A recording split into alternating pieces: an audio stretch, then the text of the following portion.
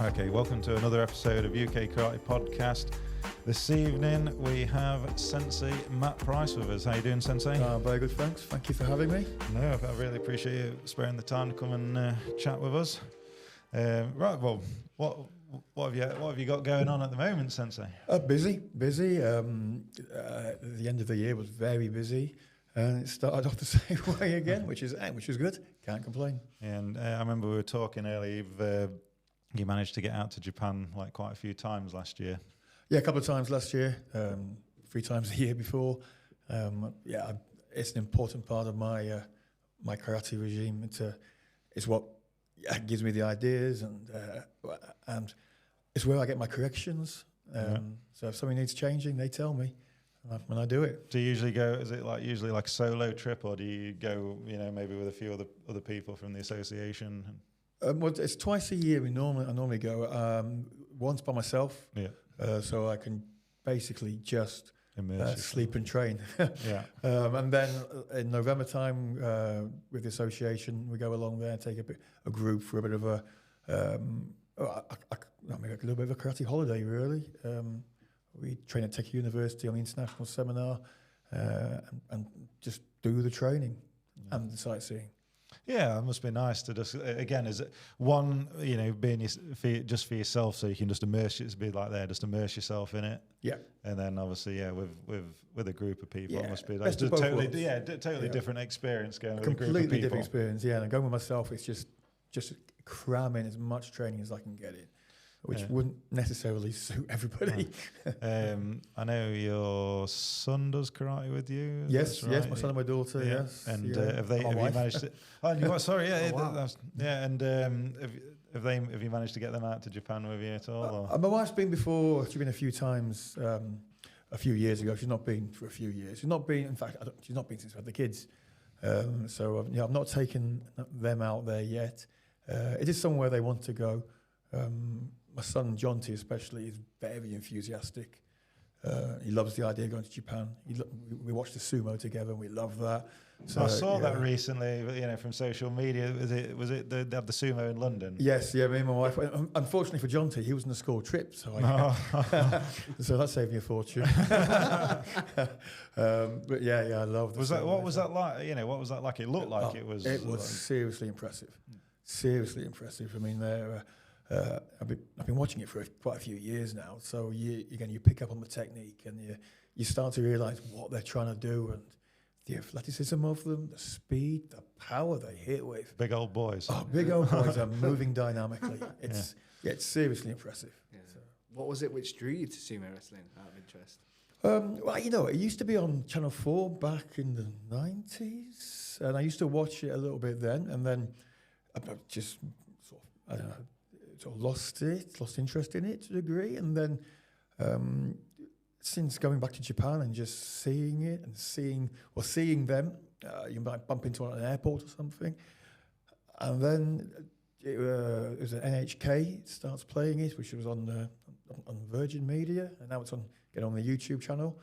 And me and my son will sit down and watch the highlights, and by the end of it, you're cheering, you're off your feet cheering. It's a fantastic spectator sport. I was going to say, I can remember. I think I used to see like Channel 4. I'm sure I can remember seeing some. Yeah, certainly as a young lad, and seeing like some of the sumo wrestlers at this the London one. I wouldn't say they've like the guys of the sumo wrestlers have slimmed down, but I mean certainly from what I remember years ago, where they're like quite big chunky guys. They seem like they're still big, but like it looked like there was a big load of muscle behind it as well. There's a big load of muscle, yeah. It seemed quite, for me, it just seemed like quite a difference from what I'd have seen along 20 plus years ago. Some things back then who was a huge chap. But there's still, the weights come up and you read them and it's in kilograms, it's like 190 kg. You think, that's a big boy. That's quite big. I wouldn't have to draw him first round. I used to fight as a heavyweight. That is way beyond my concept of heavyweight. Yeah. Right, so we're going to pull it back as we do to the early years. So, when I was reading up before this podcast, I see that you started karate in about 1982, was it? Yeah, 1982, I think it was, yeah. And so what pulled you in? My mum. Your mum. Yeah, my mum.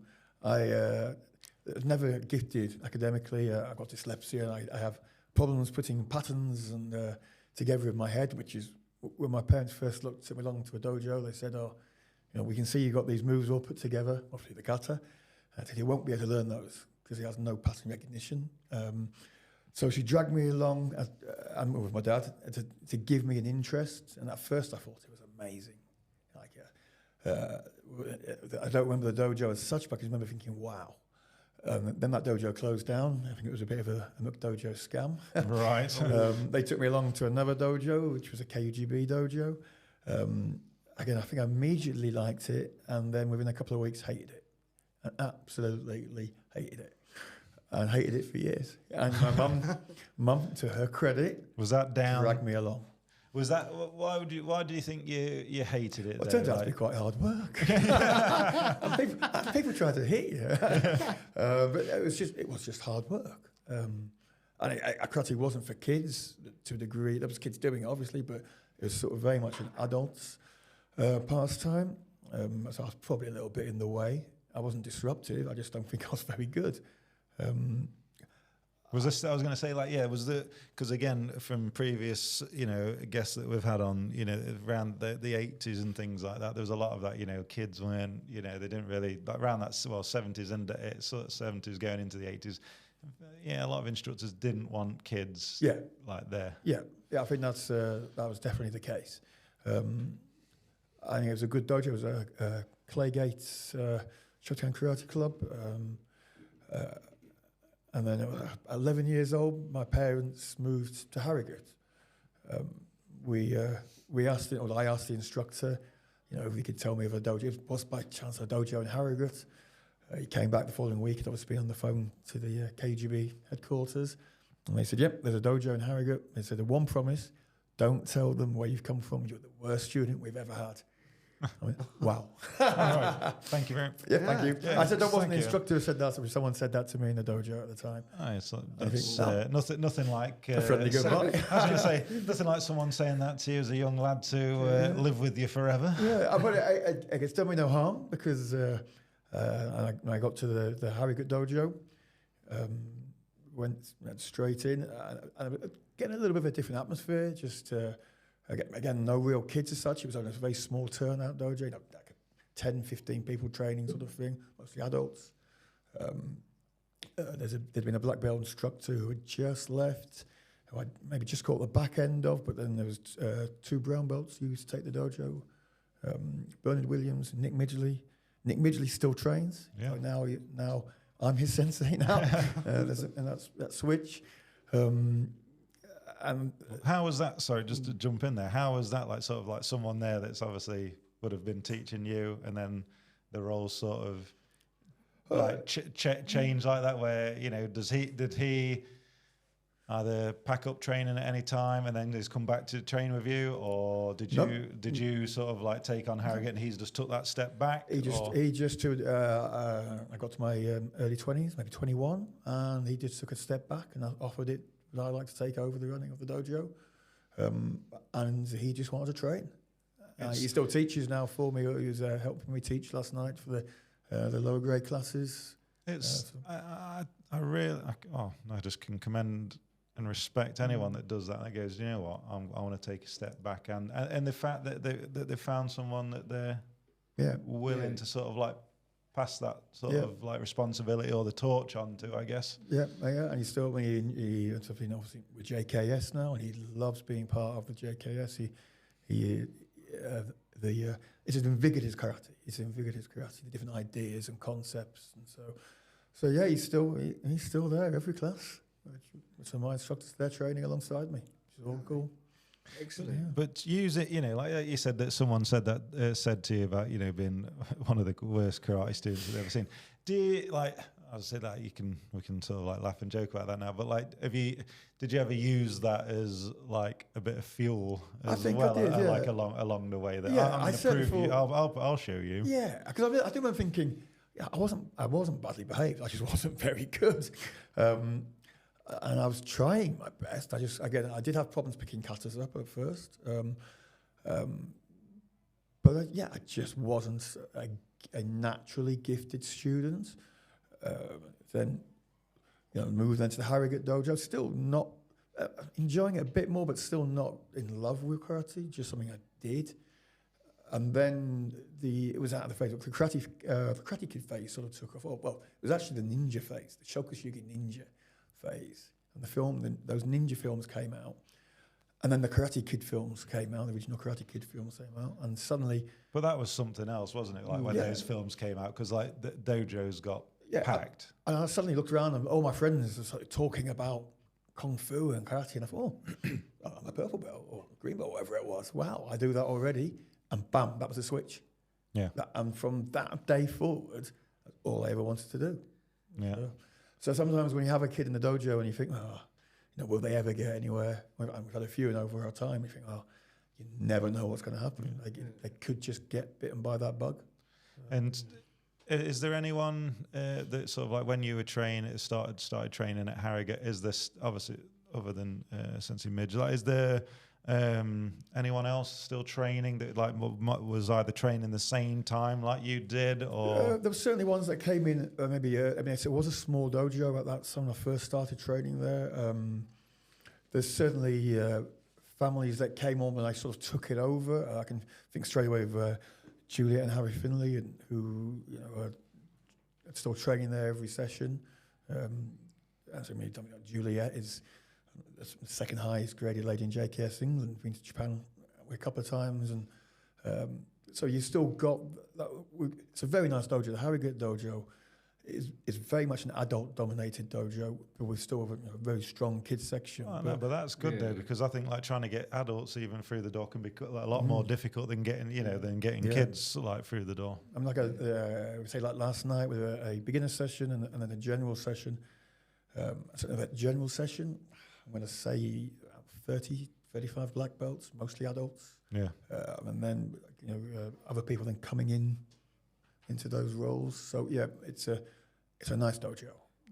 And obviously they were that Harrogate dojo when you joined there were obviously very supportive, like of yourself. And again, like you said, you've got dyslexia, and I can totally get on.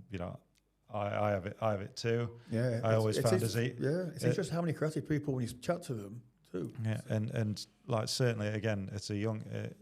Even now, like trying to make. I mean, the Heian katas, like burnt into my mind just because I've been doing them since I was 6 years old.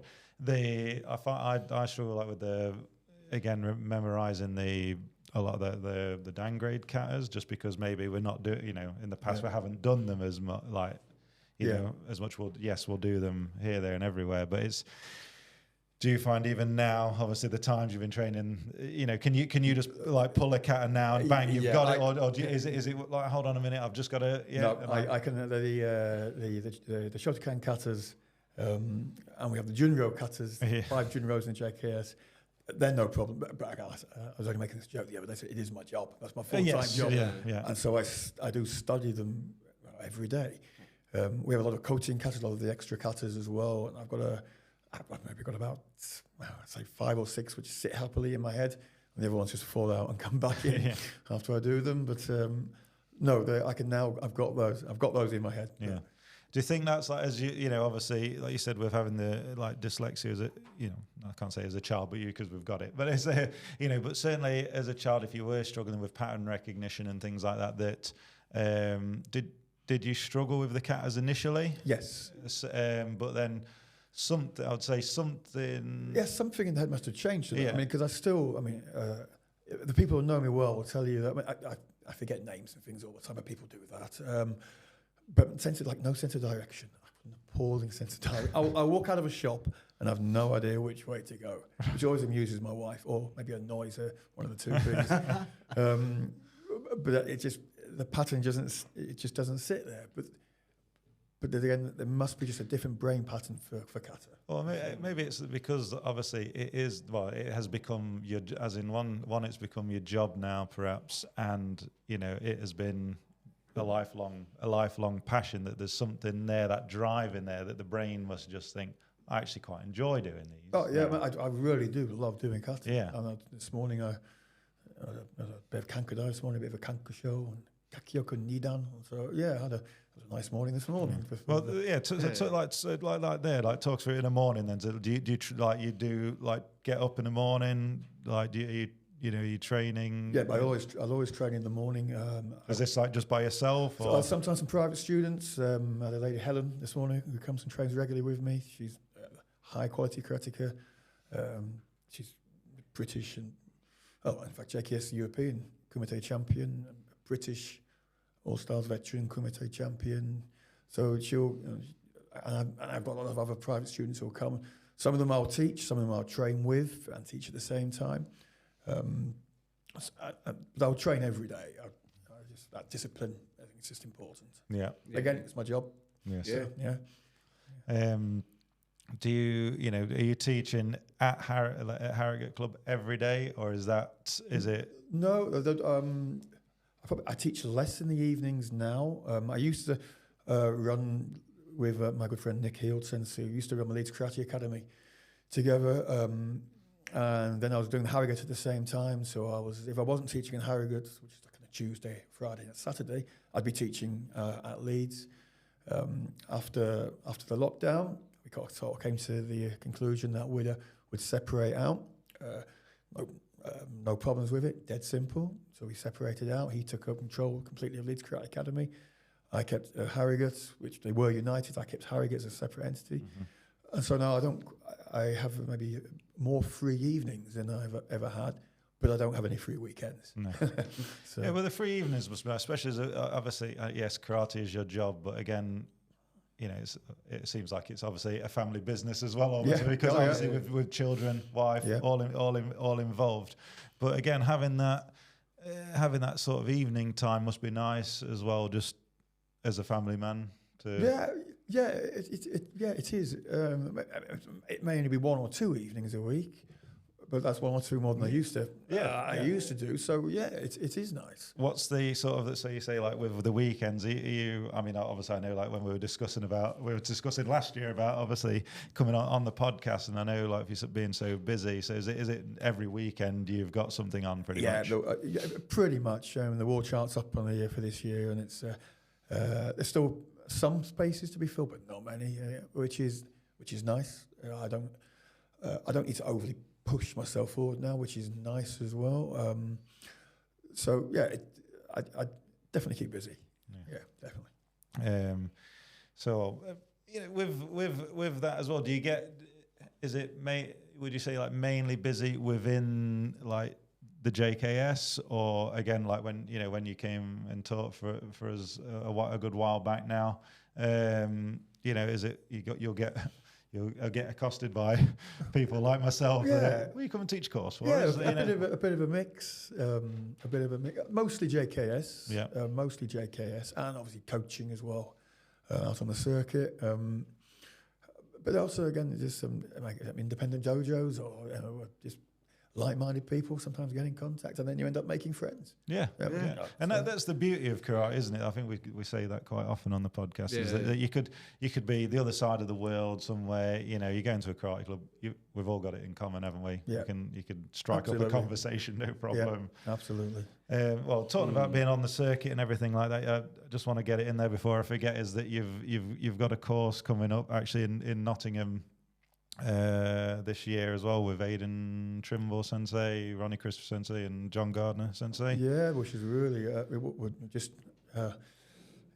that's. For a good cause as well. Great cause, dementia and motor neuron disease. So that's a great couple of causes there, put together by Aidan. Aidan put all this together. Yeah. I'm a good friend of Aidan, and he's a really good quality karate man. He said he had this idea, and John Gardner's great. He's out there. His karate's really good.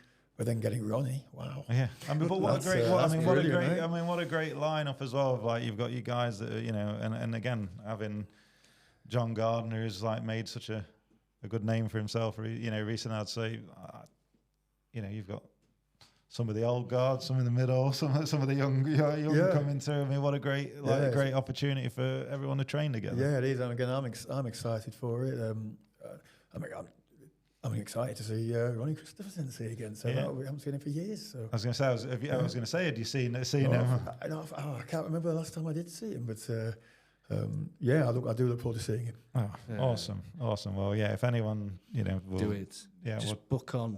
Yeah, book on. It's for a good cause, and Brilliant do some cause. I think it's going to be a real good good mix. karate. Yeah.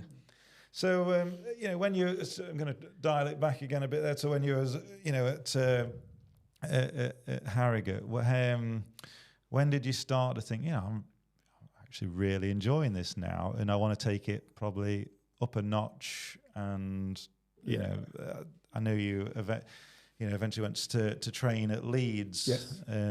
With the infamous Sensei Robert Rhodes, who again we know. Well. Yeah, I mean, I was 13 years old. I used to. At first, my dad used to give me a lift through to the Leeds dojo, and. But how did you know of? How did you know of the Leeds? Because it was talked about at the Harrogate dojo. So it was talked. Bob Rhodes was talked about at the Harrogate dojo. Certainly had a reputation. At the dojo, I can't believe. Well, you can imagine that. Leeds Shotokan had a reputation in the area as well. That's where the fighters were. That's where you went if you wanted to be a fighter. And so I just set out. That's where I wanted to go. So at first my dad would take me, and then I'd get the train 3-4 times a week, every week. I was. But what was that like walking into Leeds? It was tough. It was tough. And I said I was the posh kid from Harrogate. I was going to say I read somewhere. The jokes are all on me. I read somewhere that he was known as the posh skinny boy from Harrogate. And I used to just. You used to get a beating. Was there many young kids there? No. I was going to say because no. Bob Rhodes is a fantastic karate instructor, but I don't think teaching kids has ever been his strongest. The forte. No, it's not his forte. So there wasn't really a kids class to speak of. There had been one, but it had gone. So you were in with the adults, fighting in with the adults. I remember him taking a grade in at my dad's club at Grantham, and it was kids got the same as the adults, and it was just scared to death from beginning till end of training. Then you thought, oh my god, bit of breather, then the grade in, scared to death again, then home.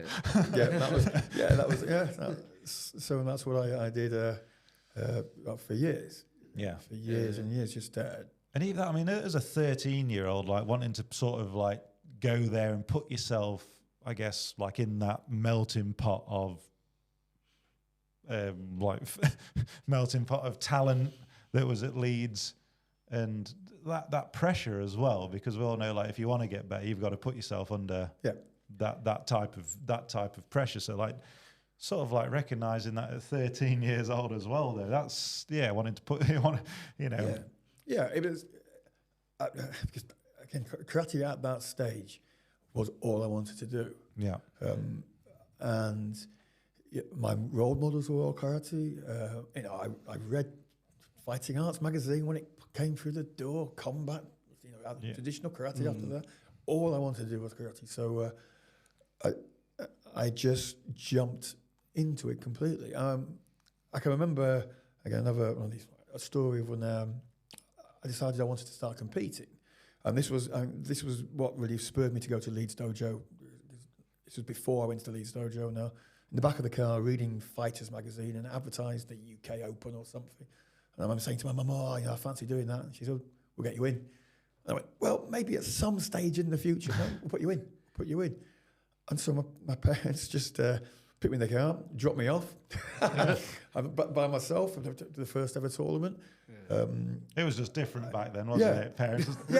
Go on, lad, you'll be all right. You got your sandwich. And that's what you did. I don't think I did very well. I certainly wouldn't have done very well. And I thought, well, I need to get better at this. I need to get if karate is what I want to do, I need to get better at this, which then led to the Leeds dojo. But I mean, that's looking at your parents. I mean, that's awesome, really, to think that your parents, because yeah, you're going to get kicked or punched in the face, perhaps like in competition. You know, there is that that little. My mum's been chance. to watch me twice, I think, for all the years. I think the second ever competition she came and watched, and she hated it. And she came to there was a European Championships in Sunderland, and she came to watch. She watched a little bit of that. I think she watched half of my first round, and then didn't want to see me. Didn't want to see you. No, I doing didn't that. want to see it. So. Yeah. So, like, you were 13, dealing with that pressure. How did you? Well, I like most people in those situations, I sort of dreaded getting on the train every day to get there. You know, who was going to take the class, who was going to be in the class. To feel that bit of dread's necessary, though, for like obviously the to a degree to have the growth. Yeah, and because you get used to that dread as well. I mean, that dread will. But that anxiety again, like I think, like it like transfers over to even like competition as well. So it gets you used to that feeling. Yeah, it's a cliche, but you do get comfortable with being uncomfortable, and so. Again, one of the reasons I go to Japan every by myself is that you don't know what you're walking into. You don't know what the session is going to be, and I enjoy that happening. In my gone past my competitive years, but I still need that to a degree. So. Yeah, it's kind of like putting yourself out your comfort zone, on the edge in a way. Yeah, and I think you do need that because it keeps you real. As well. Yeah, keeps definitely. you real. Yeah, a good punch in the face always keeps you real. Yeah, like anytime it happens, like if it hasn't happened for a while, like, oh yeah, that's what it feels like. You do. I remember that. The sweet sting. What would you say? If you were looking back, what did Sensei Bob sort of?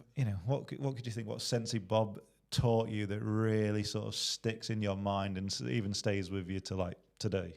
A toughness. I mean, it was to be tough. He had a great dojo back then with someone like Randolph Williams Sensei and again my good friend Nick Hilton. So actually, there was just tough people there, and it bred that.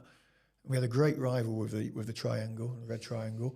But Bob was just be tough. I remember coaching me once. I fought for the KGB Northern Region team, and I'd been about 14.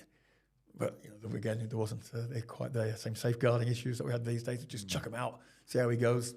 Or who wants to do it? Yep, I'll do it. Put my hand up, and I get there. And I remember fighting one of the big fellas from Reading Apollo, big black. They were big guys, weren't they? Reading hit Apollo. Me in the face again. No mitts era, and hit me in the face straight away.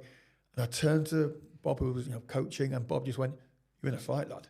You're in a fight." You better fight. Yeah. And that was as simple as that. And I remember that coaching moment.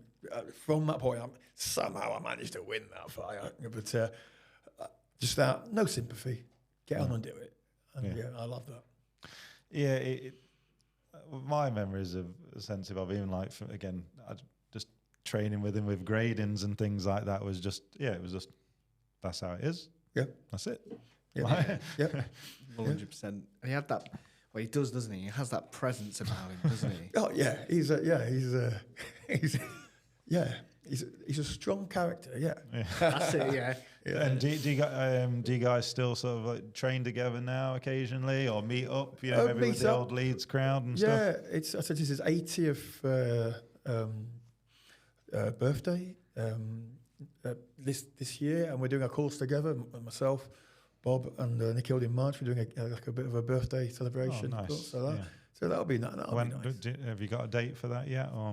I can find out for you. Let me get my Sorry to put you on. Get my war chart up. I know you've got a lot on, so trying to pick a date out the. Let's have a look. It was March the 15th. March the 15th. March the 15th. Brilliant. Yeah. Get that in your calendars. And that's down in Kent, is it? I think it's down there. Is end of the woods there. So, I've been talking with Sensei Bob, so hopefully, and especially like with him turning 80 this year, I would love to have him on the podcast. And I know we're just trying to trying to organise, because I know he's a busy guy, got a lot going on. So hopefully we'll get that sorted out. But it was just saying when he said Nick. About Nick Heald at Leeds. Is that where you met Nick Heald at Leeds, or were you both at Harrogate? No. Nick Heald was at Leeds Dojo. We hit it off, a good friendship almost straight away, and I trained together a lot. And then eventually with the Leeds Karate Academy together. No, he was just at the time he was one of the older lads. Well, he was a bloke. I wanted to try and beat, and he was really good, very talented, and he was one of the people I set my aim on. So, yeah. Do you do you guys get chance to train much together like now? Yeah, we obviously Nick's JKS, so we'll often train together on the seminars. We're often, more often than not, we're the two highest grades training, and certainly in the black and brown belt course, if Alan Campbell's taking it, we'll be up there training together, and we'll often partner each other all the time. So go at each other. That must be nice. Well, you have to put a word in for Sensei Nick for us. Maybe he might pop on the podcast. He would be a good one. Yeah. I'd some good stories. Yeah. So, like, when you started competing, were you mainly focused on Kumite, or was it a bit of both, like with the Kata as well? Or my main focus was the Kumite side of things, but to a degree, everybody did everything back then. Yeah, there were very few that people would be my specialised. memory of even like from what I remember going to competitions with the old Grantham lot was that you did everything. There almost wasn't a choice, really. Yeah, there wasn't. And to a degree, like with my squad, we expect them up to a certain grade, maybe up to sort of showdown level, to do both, to find their way, and then I'll let people specialise because the circuit's hard. But back when I was competing, I did both, but I really wanted to do well in Kumite. I really wanted to do well in that, so that's where my main efforts went. Would you say did the drive come from even like maybe some of the other students, maybe kicking you about the dojo, like at that age, and then it was like, I want to be doing the kicking about the dojo. Oh yeah, absolutely, yeah. I can remember some of the brutal sessions, and you think, I'd rather not be the person getting hit. I used to attack all the time because I thought, the best form of defence was attack, and so people used to think, he's crazy. I just didn't want to get hit, so I would go with them. But no, that drive was, it was definitely a Kumite drive. And then eventually I ended up enjoying competing in Kata just as much. Yeah. Did you have like a favourite, like at that young age, did you have a favourite Kata that you used to like to do?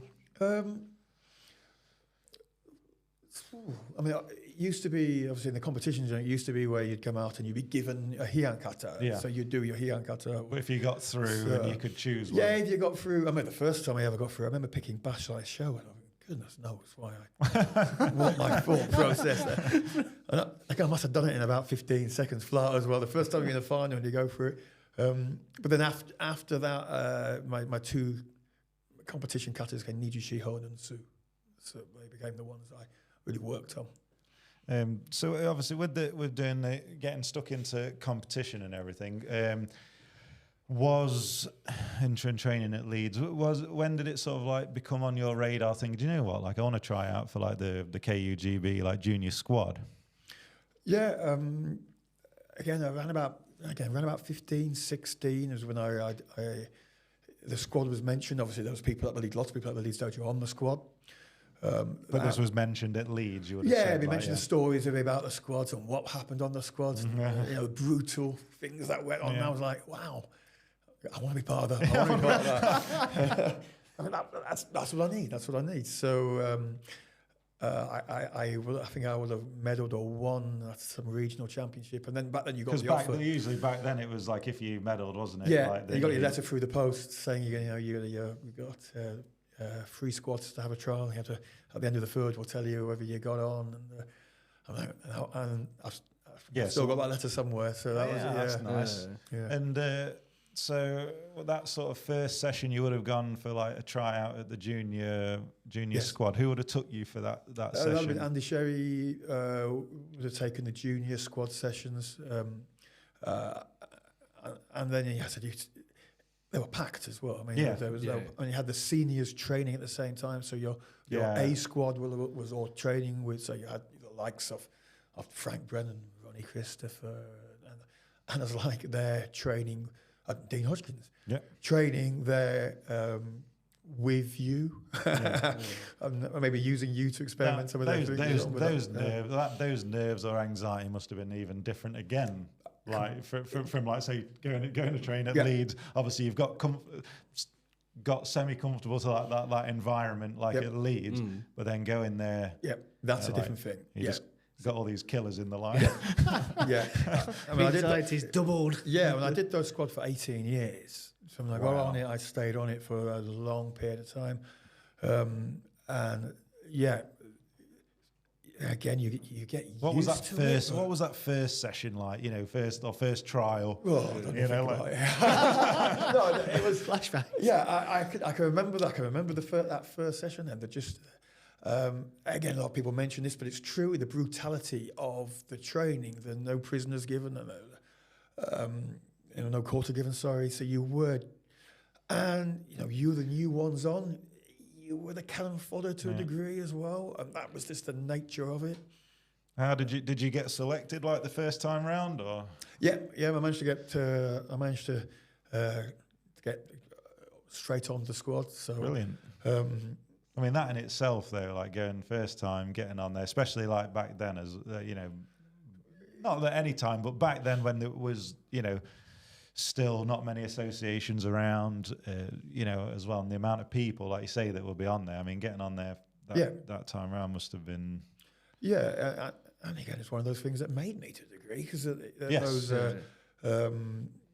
I listened to the podcast he did with John O'Neill, Sensei, who's a good friend of mine on that squad for many years, and I loved hearing his stories about not being able to sleep for a couple of weeks beforehand. I think, we're all there. That's what we're all, the anxiety leading up to those squads. But I think if you've got, again, being involved with, like a national squad myself, I mean, way different, numbers different for one, and it's, you need to have that anxiety, I think. Personally, I do. I think you've got to a degree.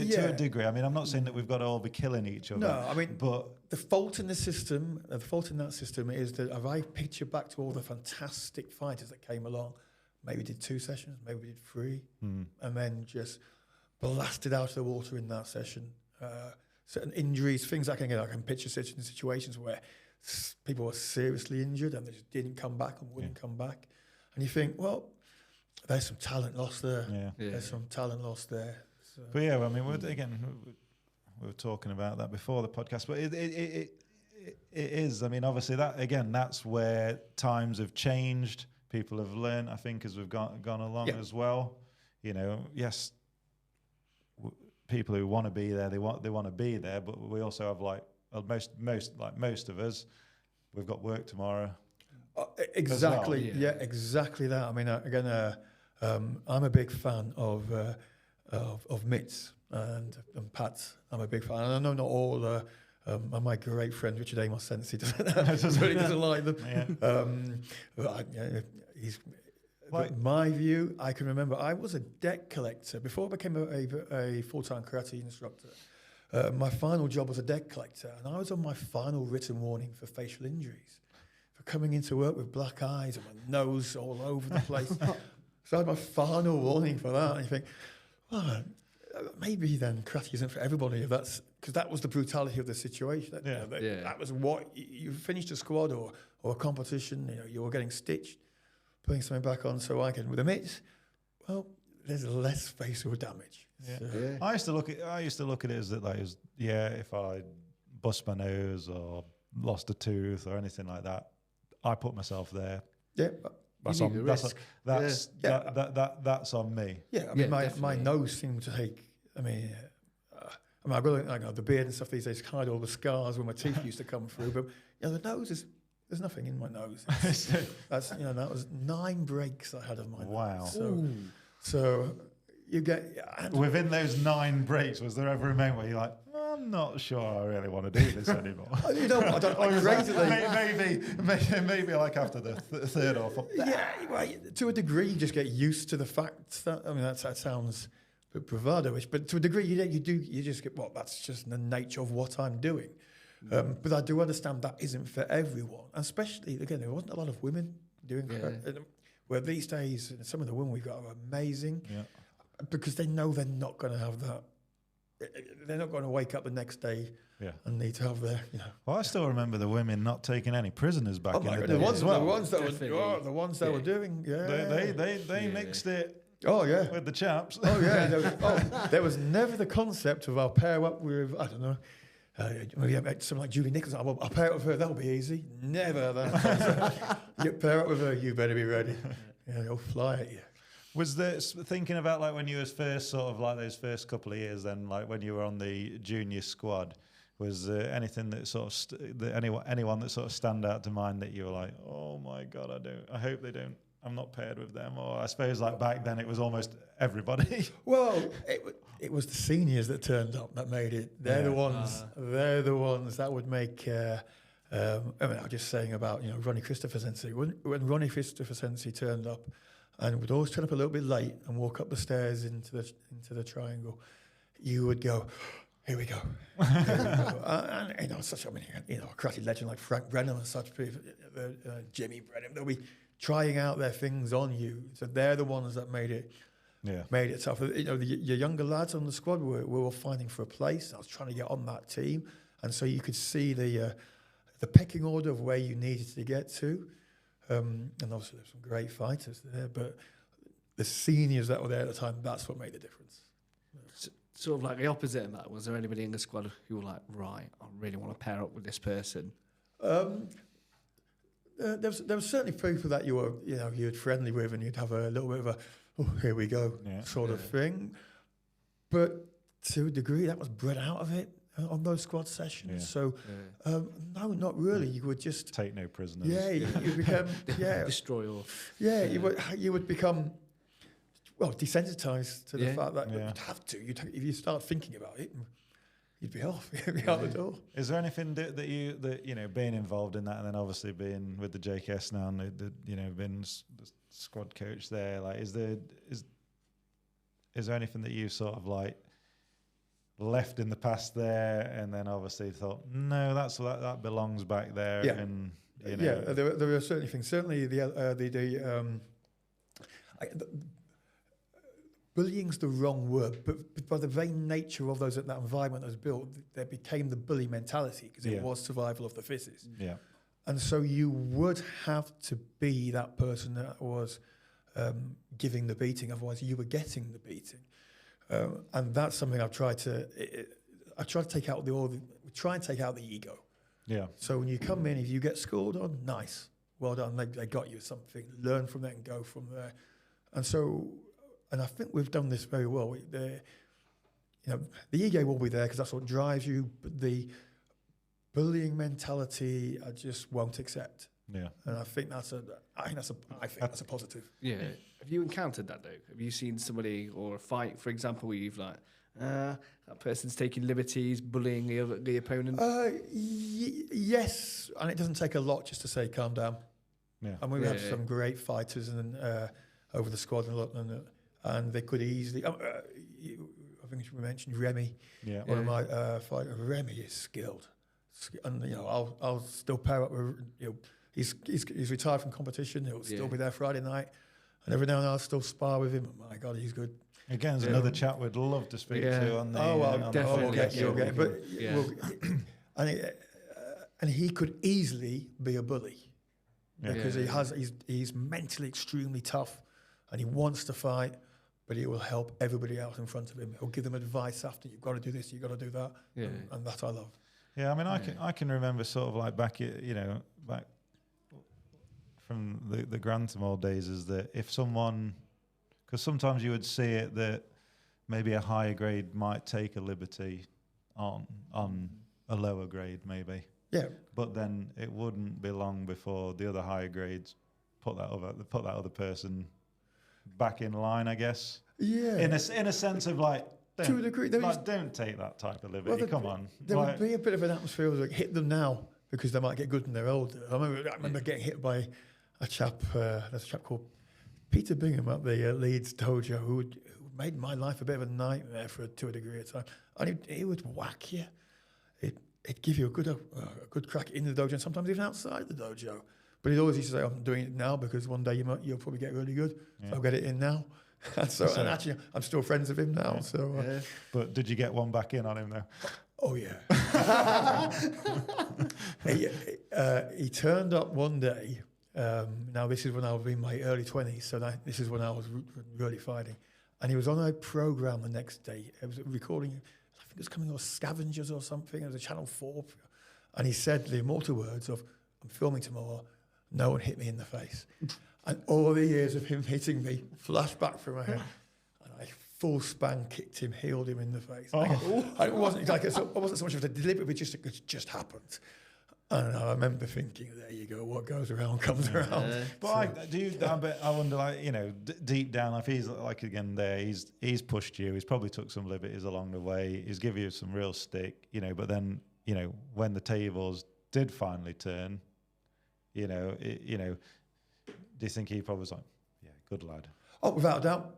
Yeah, without a doubt. And I still see him every now and then. And they're the chats that we have. So, yeah, which is nice. It's because, I mean, I've done it with some of the guys that I've trained with or taught, I guess, like over the years. And it's like, you know, you're putting that pressure on, you're trying to get the best out of them. And, you know, you're trying to get them to like sort of like fight back, and then finally when that switch turns and they put the pressure on you, like, yes, yeah, good lad, you know, good lass, if it, you know, yeah, if absolutely, you know, yeah. There's nothing. I think there's nothing better than to finally see that you think they've got it. Yeah, they know what they're doing now. Yeah, absolutely.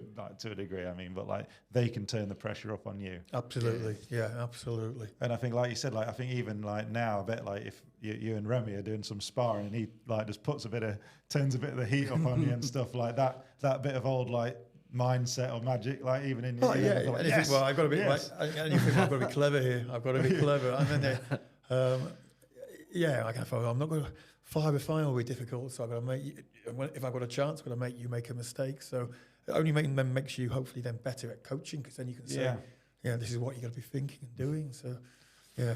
But I see you had like, you know, your first sort of like real big bit of success, you know, was in Monaco in 1992, I believe. Yeah. Was that the individual Kumite bronze and junior team gold I'd got? Oh, yeah, down good research. there? So, just, you know, how old would you have been then? So that's what, I don't know, that'd have been 21, was it? Yeah. So that was, that would have been obviously part of the KGB. Yeah, 20.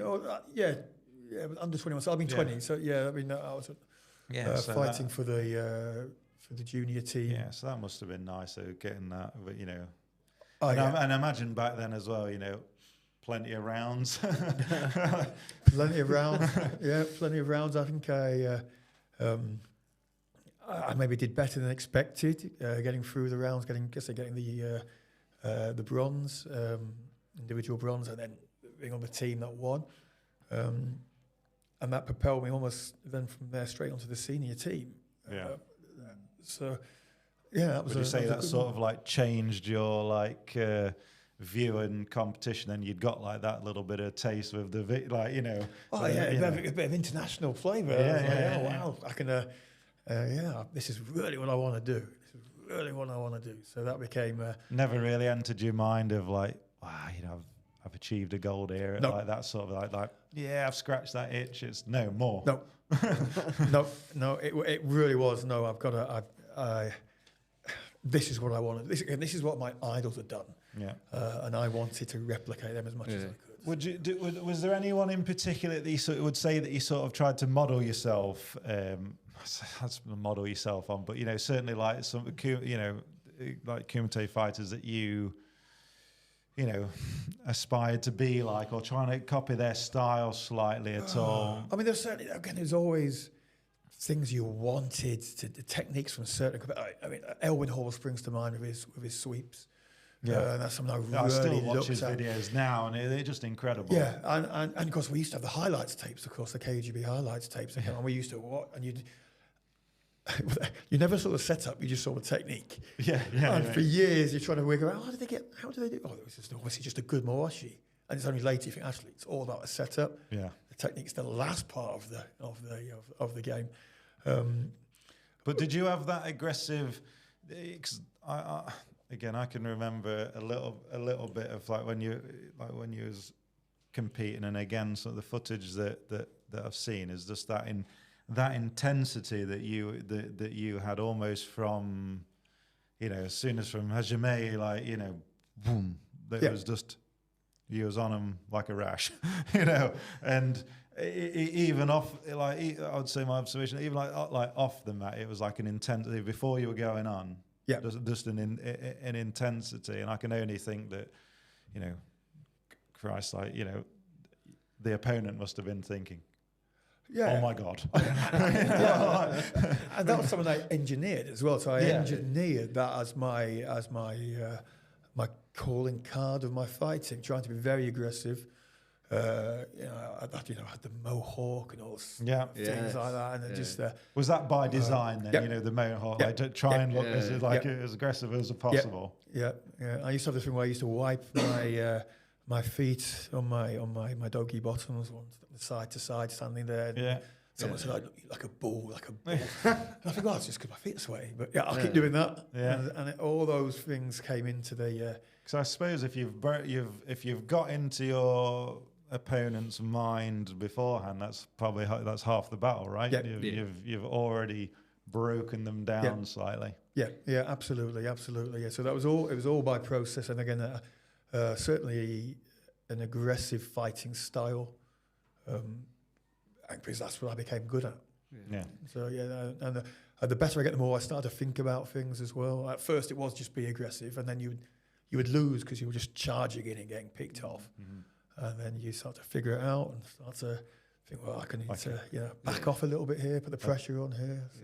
A bit more like, rather than like reckless aggression, like controlled aggression, I guess. Yeah. And then obviously being smart and tactical with that. Yeah, absolutely. Yeah, absolutely. So this psychological edge that you created, was that something, I say you created, was that something you created, or did you get that from other people? Well, I would no doubt seen it from other people. Yeah. I mean, again, someone like, say, Ronnie Christopher had that aura around him where he would stand on the mat and he would grow when he walked in. And again, George Best, those fighters, they're just like the generation above me.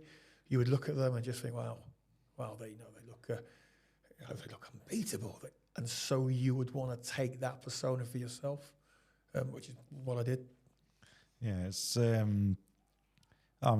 fair play to you for for seeing like a little, like I say, like a mind. You see it with boxers, don't you? With the trash talk and things like that, trying to get in there. Yeah. Because I remember, being either being a kid, going along back in the day with the competitors from the old club, and hearing the people go, "Oh, I've got Ronnie Christopher first round," or or it could be anybody, but I've got so and so. I think if you're already stood there going, "Oh, I've got so and so," and you're panicking about it, it's like you've been broken already. And that was like one of, certainly when I started to compete, was that one of those things. Well, you've got to fight. Whoever you're fighting, they've got to fight you. I'll tell you a funny story. This is many years ago. I was competing at, I think it was the Shotokan Cup Championships. And beforehand, I was in the toilet, in a cubicle in the toilet, and I heard two people coming in and chatting. And one of them asked the other, "Who you got first round?" And again, back in the tournaments, then you wouldn't know till you got there. Till you looked at the ball, and he goes, "Oh, I've got Matt Price." So I'm in the cubicle, thinking, "Oh, awkward now. I can't come out." And the chap says, "Well, you know who he is?" And I go, "Oh, no." I said, "Oh my God, he'll kill you." And so I've been thinking, "Oh, this is really, really awkward." He said, "Oh my God." Hi guys. Yeah, and this man is, whoever it is telling this bloke, said, "Oh, he'll absolutely murder you. Oh my God, what have you signed up for?" So eventually they left and I left out. So I'm thinking, who have I got? Who is this bloke first round? First round lineup, No one turns up. And I'm thinking, I know that's the art of fighting about fights. Yeah. But no, I mean, there's, it's that was such a, I mean, I remember like when again, I knew you'd, like, I think before I'd ever contacted you about coming to come and teach for us, I knew you'd train with Bob, and I'd seen, like, I think as a younger guy, I'd seen you compete, I'm sure, and then seeing the footage, and I was like, I remember like before I sent you a message, like, in my own mind, I'd just got this like, I'm just going to get no, it's just, I'm just going to get this like super like, but again, it's like there, like the persona, like I'd got that, it transcended almost. Yeah, I mean, and again, in reality, I actually competed far better the more relaxed I was, but my persona wasn't relaxed. That was just the act. Yeah, I was actually, again, if you've been chatting to me about the tournaments, I'd be laughing and joking, and then just go into the character, which again is something that you teach people. It's like there's no point walking around all day trying to be tough, because it's exhausting, and it's not. And it is, and that's the thing when you're at competition like there, like. You can be standing around all day, that's the thing. I don't think anyone ever, certainly no one ever like taught me about this, like, trying to be as, I guess, like controlled or sparing with your energy throughout the day, because again, as a senior, by the time you're a senior competitor and stuff, you're going to be waiting around.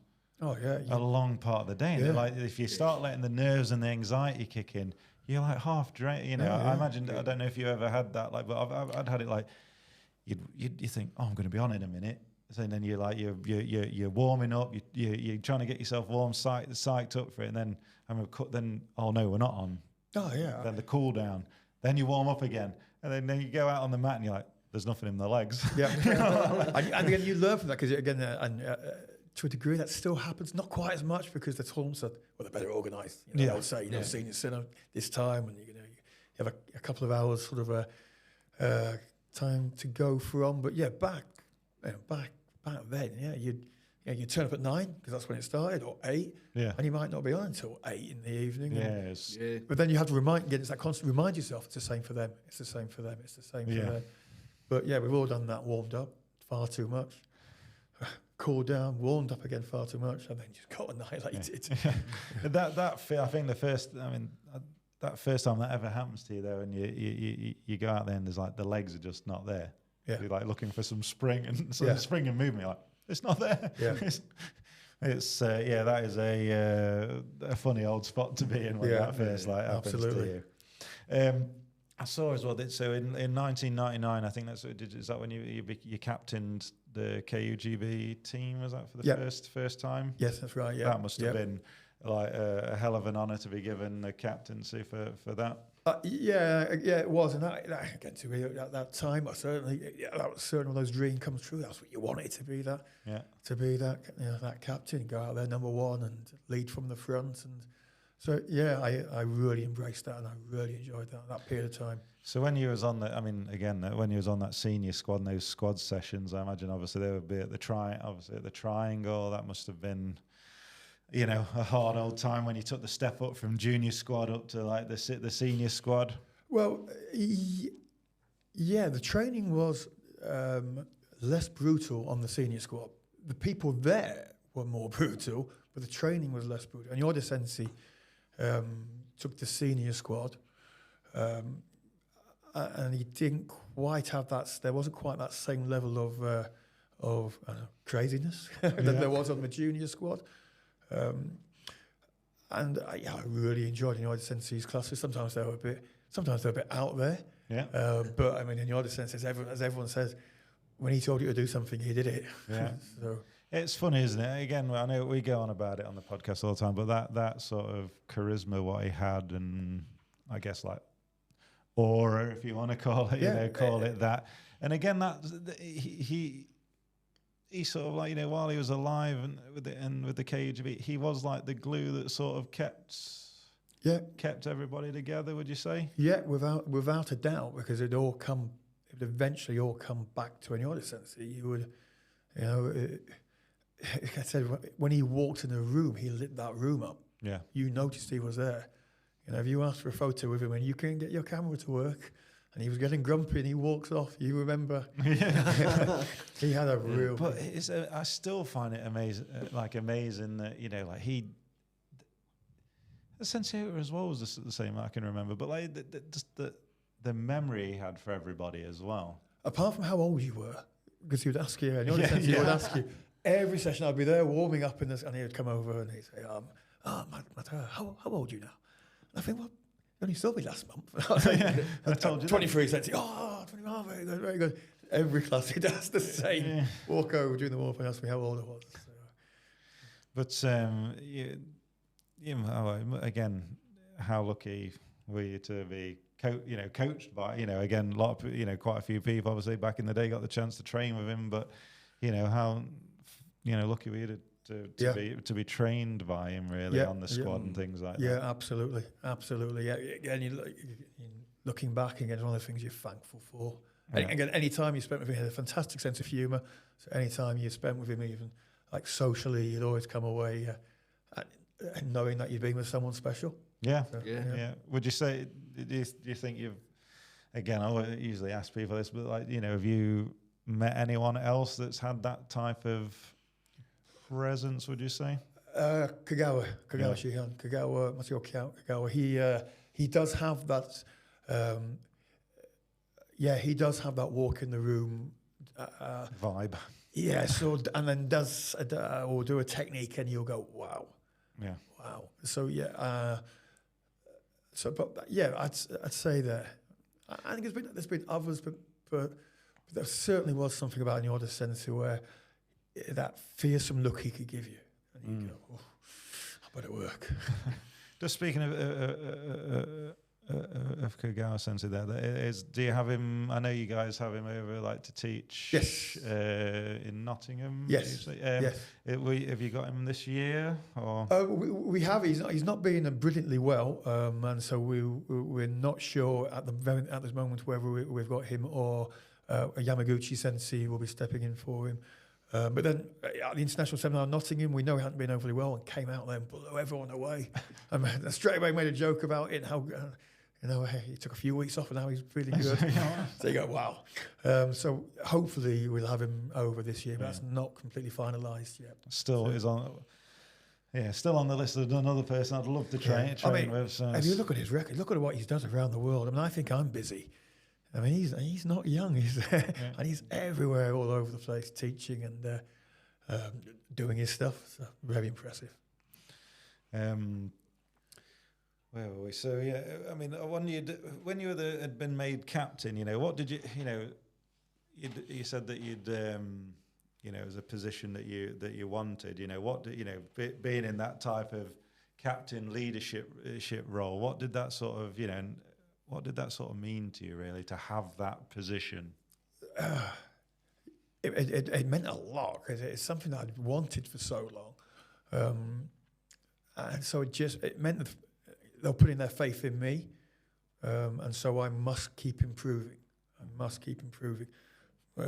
Which is something that I got pretty good at. As in, I've never sat back and thought, "Oh, I can do this. I've got this." Yeah. I've always had that ability to push on. Yeah, push on to the next challenge, and I was very fortunate to fight some of the best fighters in the world at that time, and didn't always win, but I always came away that again another expression that you either win or you learn. As much as I hated the losing when I lost, I always came away and thought I need to rethink this. Something's not gone right. So. Yeah. And did you fight in? Did you fight? I'm sure I saw some videos where you fought in Japan as well. Yes, I fought at the World Championships in Japan. Was that 2000? I think in the JKA, was that World Shoto Cup. And that what a great opportunity that must have been as well. Yeah, and I had a good. The eliminations were on the Friday, I remember rightly, and that was at a university somewhere. I can't remember where. And I fought all the way through. Lots of bouts. Yeah. It was a lot of bouts, and I fought all the way through to the semi-finals, which were then done at the Budokan, the raised platform. Fighting in there. Wow, this is cool. just on that point there, you mentioned you didn't like losing. How did you handle that? I got used to it for one thing. No, well, I really didn't like losing. I'm very competitive, and I know that's in my nature now, so I can control it. My wife would say when we go on holiday and they say there's a quiz, and I go, not taking part. She said, why are you taking part? Because I have to win the quiz. But I know that's my nature. And so I just had to accept I've lost and figure out why. And I did get good at that. I could figure something out. I could see. So we're talking about the World Championships. I fought there. I fought Kokoman in the semi-finals. Yeah, he's up there as like one of my all-time favourites. Yeah, and I'd fought Kokoman a few years before as well at a championship, and he was far too good for me. And I fought him in there, and I thought, well, I'm going to go for you. And I chased him around, but he just knew what he was doing, and he caught me with a beautiful technique. I remember getting home and thinking, right, I need to rethink everything about what I'm doing, because he got me, and he got me with a fantastic technique. You can see it in his highlights tapes. I want to be able to do that. So I rethought my whole training structure, tore everything down and rebuilt it back up.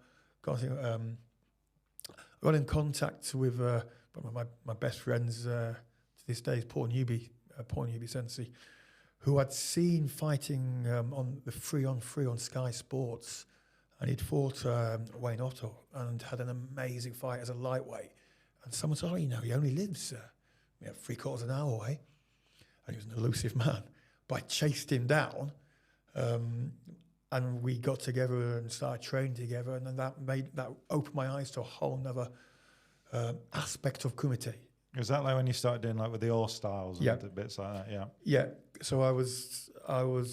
Because to go away, I think then that shows you like the mindset and being able to go back and say, I need to really rethink and look for some different training methods. I know Dean had said that. Yeah. As well. So very interesting that Dean said that. Yeah, when he was on again, because he was like training with some of the all style guys as well. Yeah, I mean I had that. So that again, I was dominating on the circuit I was on at that time. So I was dominating on the KUGB circuit, and then when you fought someone like Kokoman, who was dominating on the JKA circuit, but also on the all styles, he was one of those rare ones that were doing both. And when you fought him, you thought, wait a minute, it's a whole nother level here. And if I want to be winning these international tournaments, I need something else. And so I said, I found Paul, again, who was very evasive to try and get hold of. He was an evasive fighter, but he was evasive to get hold of. And then, obviously, the politics of the time, at that stage, I couldn't be on the All-Star, I couldn't try for the All-Stars team. But we started training together twice a week. There was another chap, Craig Burke, who was an amazing kicker, an incredible athlete. And by all rights, should be one of the great names of British karate.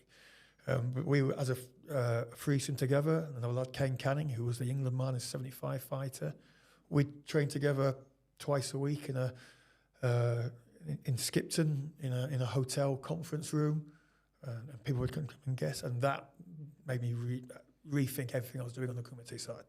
Did it get frustrating, like from like that you're saying, like obviously like the political side of things, of the association, of thinking, I can't.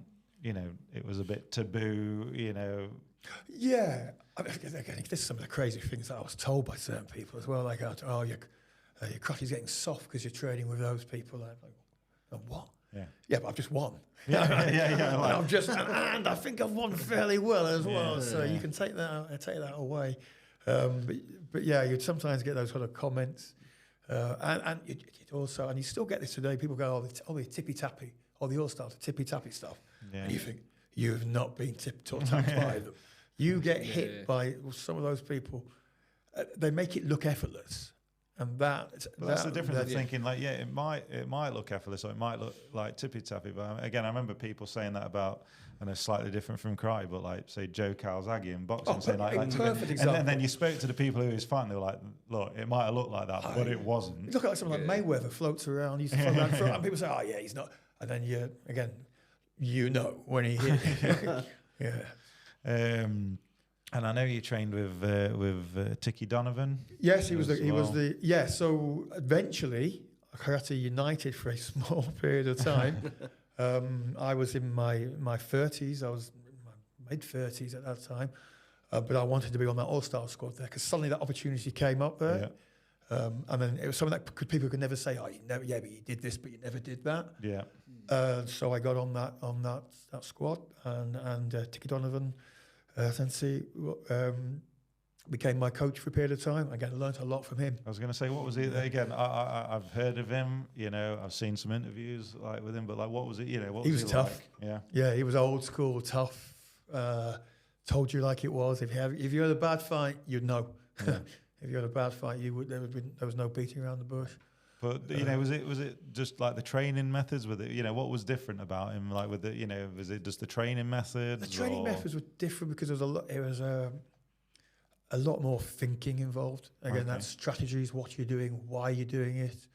To a degree, the KGB squad for a lot of years was just be aggressive. That was the main focus point. And you start thinking, well, I've got that bit nailed. I now need something else. Yeah. So, there's a lot more thinking involved. And again, Tiki is renowned as probably the country's best ever coach. He's in Guinness Book of World Records for the amount of titles that he brought back over an era. So, so again, very fortunate to be a part of his team. Yeah, it's... you know, what if you said, obviously, like, the KGB gave you that, you know, or you'd got that aggressive, like you say, you got that aggressive style down in the All-Stars, you know, if you said either one thing in particular, what you took from that, or your time competing and training with them, would you say it's the thinking about what you're doing, or, you know, was it more like thinking about like the, you know, of setting things up more, or? Yeah. Setting things up. I'm becoming an athlete as well, completely becoming an athlete. So, you know, you train a technique or combination. I remember, like, one of the first things that Tiki said to me when, you know, I was fighting left side forwards. And he was saying, well, you know, you better be able to fight right side forward as well. You know, and if you're fighting left side forward, your left leg kick needs to be this, so you better go and work on those things, get them sorted. Yeah. And so you go, wow, okay, I'll go and do that. But that was what I remember. That's what Dean said when he was on, and he says that, you know, he couldn't tell you if, like, Ronnie or Frank or anyone was, like, if they were left or right sided. Back then, everyone could do everything off both sides. And I must admit, even as if my memory of thinking back, like, I remember people fighting would switch and just blast you from one side or the other. Every angle's just changed. Yes. Yeah. Again. You're involved in way more coaching than like what I am. You know, is that do you think that's something that's been lost? Because I would say I don't see that as much now that people on both sides. You'll still get them on both sides. So at the very elite level, they'll be able to move off both sides. At the elite level, but at even elite, like you can get away with it a little bit, within country a little bit, being on one side. But as soon as you get to as soon as you cross that border, then you need to be able to fight from both sides. Yeah, that's got to be in at club level though as well, hasn't it? Oh yeah, well that's where you practice it. And you need your coach to be saying, you know, your sensei to be saying, okay, now work from the other side. Now last night we did a night of pad work for the Kumite class, and then, you know, we try to get people to work both sides. So. Yeah, it's. Do you know, is that something you even as an instructor try and a coach, like, just drill in more and more then, like, with both sides, do you think? Or that and so many other things as well. I mean, you know yourself as an instructor, you go down and I've got a couple of Kumite Pacific classes every week, which draw in a lot of people from around the area. And I always come with a little plan of what we're going to do, but more often than not, you get home and think, well, I didn't do any of those things. I had to do these things, and during the week, your mind's active. We need to work on this. Last tournament, so and so failed because of that aspect. So it's an ongoing puzzle. So again, which makes karate great. Yeah, and again, it's that thing of being a coach. You can try different, you know, just being able to try different things, come up with different ideas to progress everybody's everybody's Kumite. Absolutely, yeah, absolutely. Just looking back there, I saw that was it in 2002? I think you were like the 4th person to win Kata and Kumite. That's right. And that's Yeah, that was a good day. Yeah. I mean, again, I think I'd won, if I remember rightly, I'd won the Kata for a few years, and then always came second in the Kumite, or very, very close, but never quite making it. Was there someone that was always that person you felt like you were either trying a chap called Julian Cunningham was certainly... I'd loved it. Again, I can remember Julian, and I'd he loved was great. He was, he well. was the person I was really chasing. So that was my... Because he was dynamic, wasn't he? Yeah, as well? he was dynamic. Like legs. Yeah. He was good. So he was like that. He was getting that position, and then I eventually got there, and then I dominated the Kumite for a few years, and the Kata eventually fell away. So, did it come to a point just with regards to Julian Cunningham Sensei? Was it did you beat him?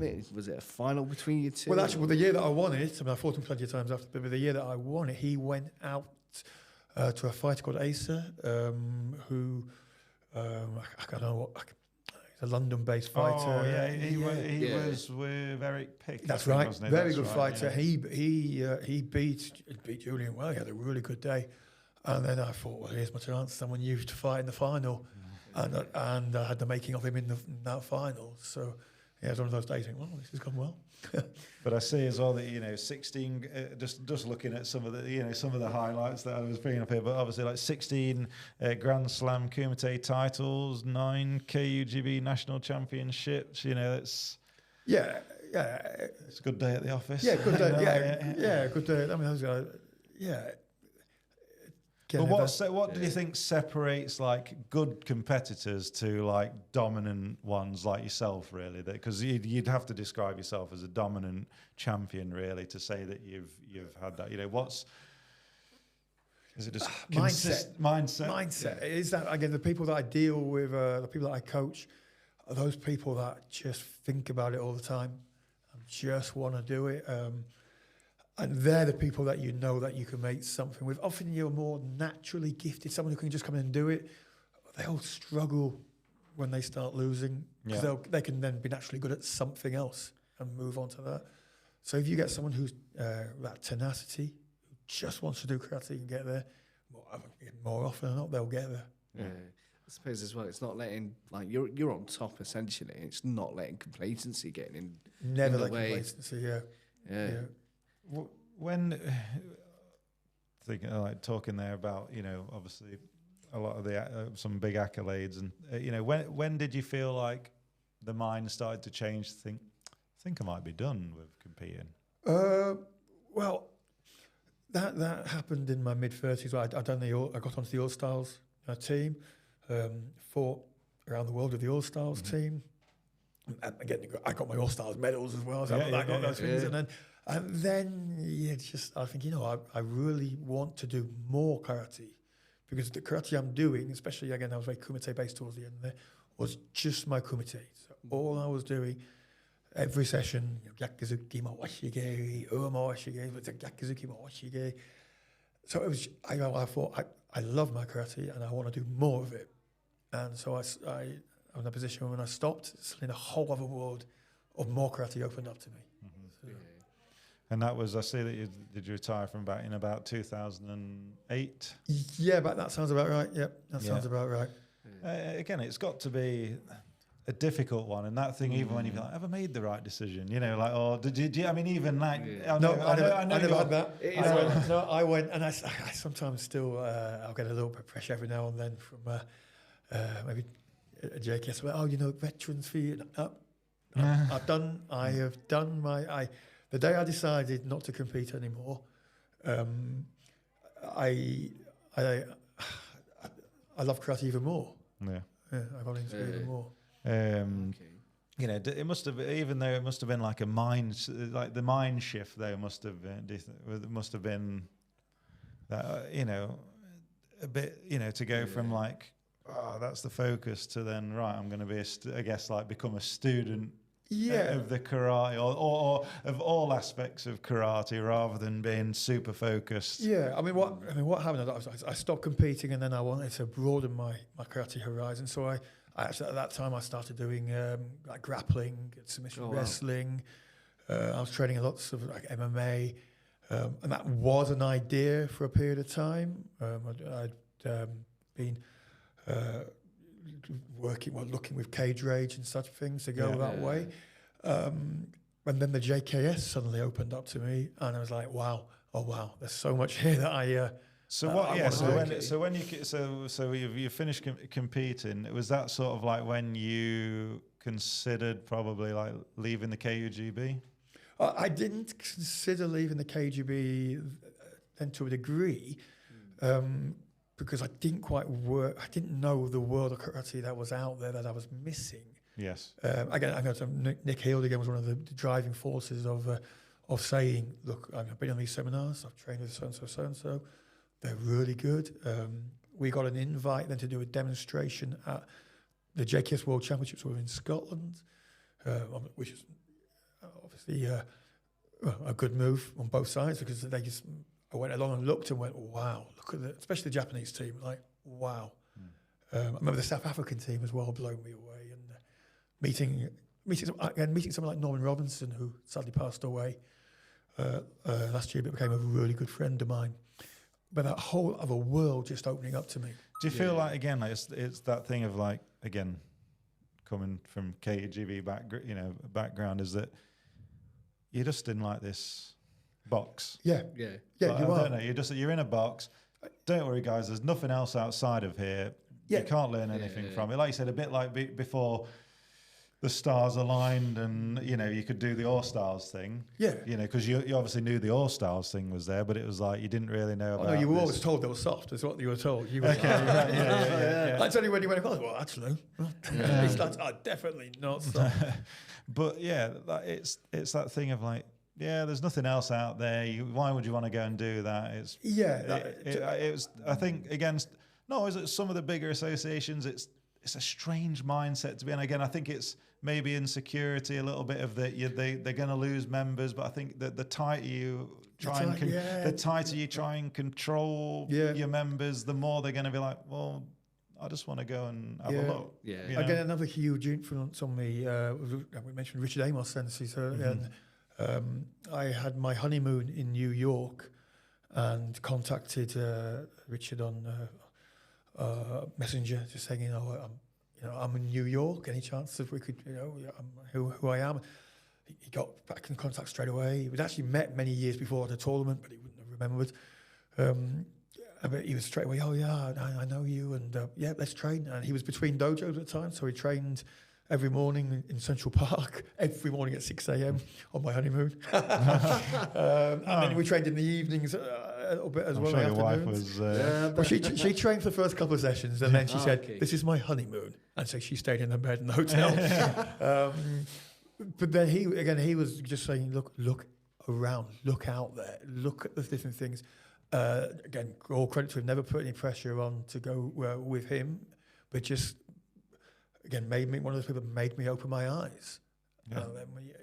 Then when you start looking, you go, "Wow."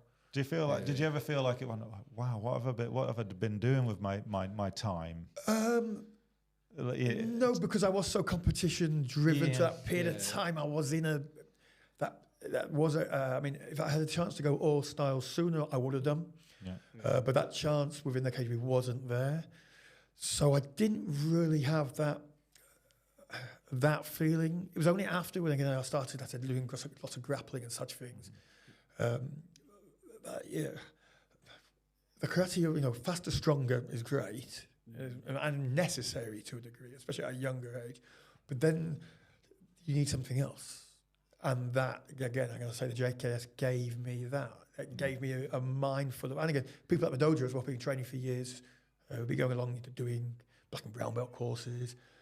And then the JKS came along, and they're the same. Like, wow, there's so much to learn. There's so many concepts that we just were never shown.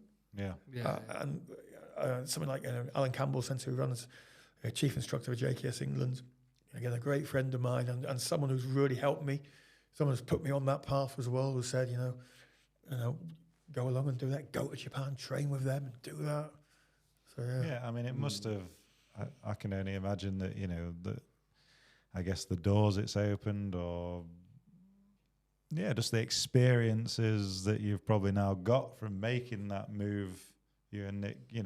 I mean, I remember like seeing, I probably don't think I was training at the time, and I remember, as it does, you hear through the grapevine, Matt Price and Nick Hill, they've left the KGB, and I'm thinking, oh my God, like what's, like I just remember being really like surprised. And you like, again, because I'd only ever known like that, and then that environment, and then being involved with JK England and things like that as well in the past. Now it's such a wider karate community out there, and so I think even as well, like we've said it previously, like COVID as well, people teaching for karate at home or just teaching online, and in chucking the Zoom code out there and for people to train with them has just opened so many more opportunities or doors for people really to experience just a different take on the karate, like what we all do. Definitely. Yeah. I mean, again, you're getting, you spent a period of time being told that we are doing the best, and I'm sure that to a degree, at one point they probably were, but time moves on. Yeah. And ideas move on, and. It's a strange. I find it's a strange mindset, because I know, when you came and taught for us here, I remember like getting grief, and this clown of a person trying to tell me like, oh, well, why have you had like Matt? And I was like, are you trying to tell me you can't teach us anything? Like, I could list off it's like. What are you talking about? Like, it's just like protectionist bubble. Yeah. And it's like, come on, guys. Like everybody's stealing a bit of something off. Of course, exactly. Because we're all everybody is like stealing, and then YouTube. Like, God, I could say often like when you've needed some inspiration, I'd have a quick look, see if you see something that might, Of course, I mean, it's not stealing, it's learning, isn't it? That's you don't make these things up yourself to a degree. It's adapted as well in a way. Yeah. So on that point, you decided to leave the KUGB. Was that a difficult conversation with them, or was it just like guys? I can imagine that being quite tough. Definitely. Didn't. Well, no, that was. Yeah, I was basically, I got a letter through, not saying overly nice things or whatever, but I remember thinking, again, it was a bit like a relationship breaking up. It was that same sort of feeling, like a relationship breaking, thinking, oh, well, give it 6 months and might go back, sort of thing. But then, no, it was just one of those pivotal moments of my karate development. And it must, I mean, again, must be true. You've known sort of like that one thing most of your like karate journey, life, whatever you want to call it. Like, what a big decision! Like, what a big decision to make. I mean, did you feel like it was like an easy? Once you'd made it, and you'd gone down the JKS, made a move to the JKS. Was it like, yeah, that's it? Good, or do you feel like it was even like in the early days was, this is a bit different, this is a bit strange? We had a club when we were again. It was a decision. Myself and Nick didn't make the decision ourselves. We put forward an argument had all the black belts in, and we had a vote, and it was we put in the argument of why we think we should move, and I think maybe only 2 people voted against to stay. Everybody else, a big number, voted to go across. And then you think, well, I really hope we've done the right thing. But within weeks, you think we've done the right thing. We've done the right thing. And the Japanese input, those Japanese instructors from the JKS are phenomenal at karate. I mean, that's what they do. They go to a karate kindergarten, then they go to their karate primary school, and that's what their system is built on, karate. Makes them awfully good at it. So you've made the decision. You've left the KUGB. don't want to dwell on it too much, but did it, I imagine like you're leaving there. Sensei Bob must have still been there as well in the KGB, someone that you've known and that's taught you over a long time. So again, like that, like being a big thing, do you still sort of communicate with anyone that's like still there, or every now and then I'll have a message or a little how you getting on sort of thing. But it's most of it. Most of it are really nice people. Because But it's again, as like it's there as part of your moving to JKS, part of your evolving like karate journey.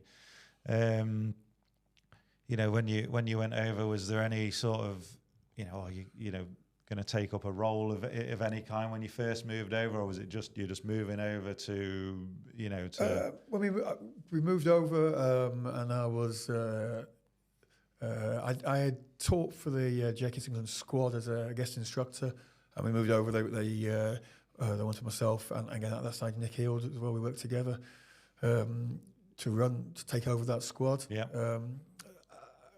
Which I happily did. And enjoyed doing so. Yeah, I was going to say, it's being that the national coach then for the JKS. I mean, again, massive honour, and again being able to sort of pay it forward. I guess Yeah, I mean, and the squad has gone from strength to strength. I mean, we've worked at it, and obviously the competitors have really worked at it. But the first time we took the squad and we put them into the EKF circuit, and the people come away going, "Wow, this level's high." Yeah. Until we eventually become one of the dominant forces on that circuit, and then you start meeting different friends from different associations. The different coaches, and again, it's enjoyable. I see as well. I see that in 2016, 2019, like narrowly missing out to Japan. Yeah, twice. Twice on the JKS. We've just been pipped by the. But our job is to try and beat them. That's what I mean. We got the World Championship this year in Brazil, and so we're working on those teams, and that's our goal. But it's the hard life of an international coach. Like it's Brazil as well. So again, it's those challenges. Again, trying to beat that Japanese team. I mean, they are good. They are good. They're, so that becomes an enjoyable challenge. And the beauty, I guess the beauty of it now is that. You'll find a lot of footage of people online as well. So sometimes you can have a look at. Do you find that you will look at the opposition and try and size them up that way if you can spot a weakness, or maybe there's a tell that they do before they're doing something? To a degree, but not as much as you'd maybe think. It is more, can you figure them out then and there on the map? What are they doing? Again, you don't know to a degree who's going to be on the team until you get there. So if you start over working towards one person, you can guarantee that's the one person that won't be there. So you're better to keep that open mind. And then as a coach, if you're setting in obviously a team, you've got to try and get that order right, figure out what they're going to do, try and figure out what you're going to do. So all those strategies come into place. But you certainly analyse. Analyse people. And I mean, I've seen you've done like squat, training sessions and things to try and raise money for the squad, which is, again, we all know. I've been, I'm undoubtedly you've been there. I mean, I've been there ever so briefly. That thing of you get the call up, and then it's like, right, we'll subsidise you this much. Yeah. You need to find X to to get you there, and it's karate is one of those things. Okay, it's been at the Olympics that one time trying to find athletes, karateka, trying to find sponsorship it's hard. Yeah, it's really hard. I mean, if you want to be on that all styles, international, it's hard. I mean, because you are competing against other nations who are fully funded.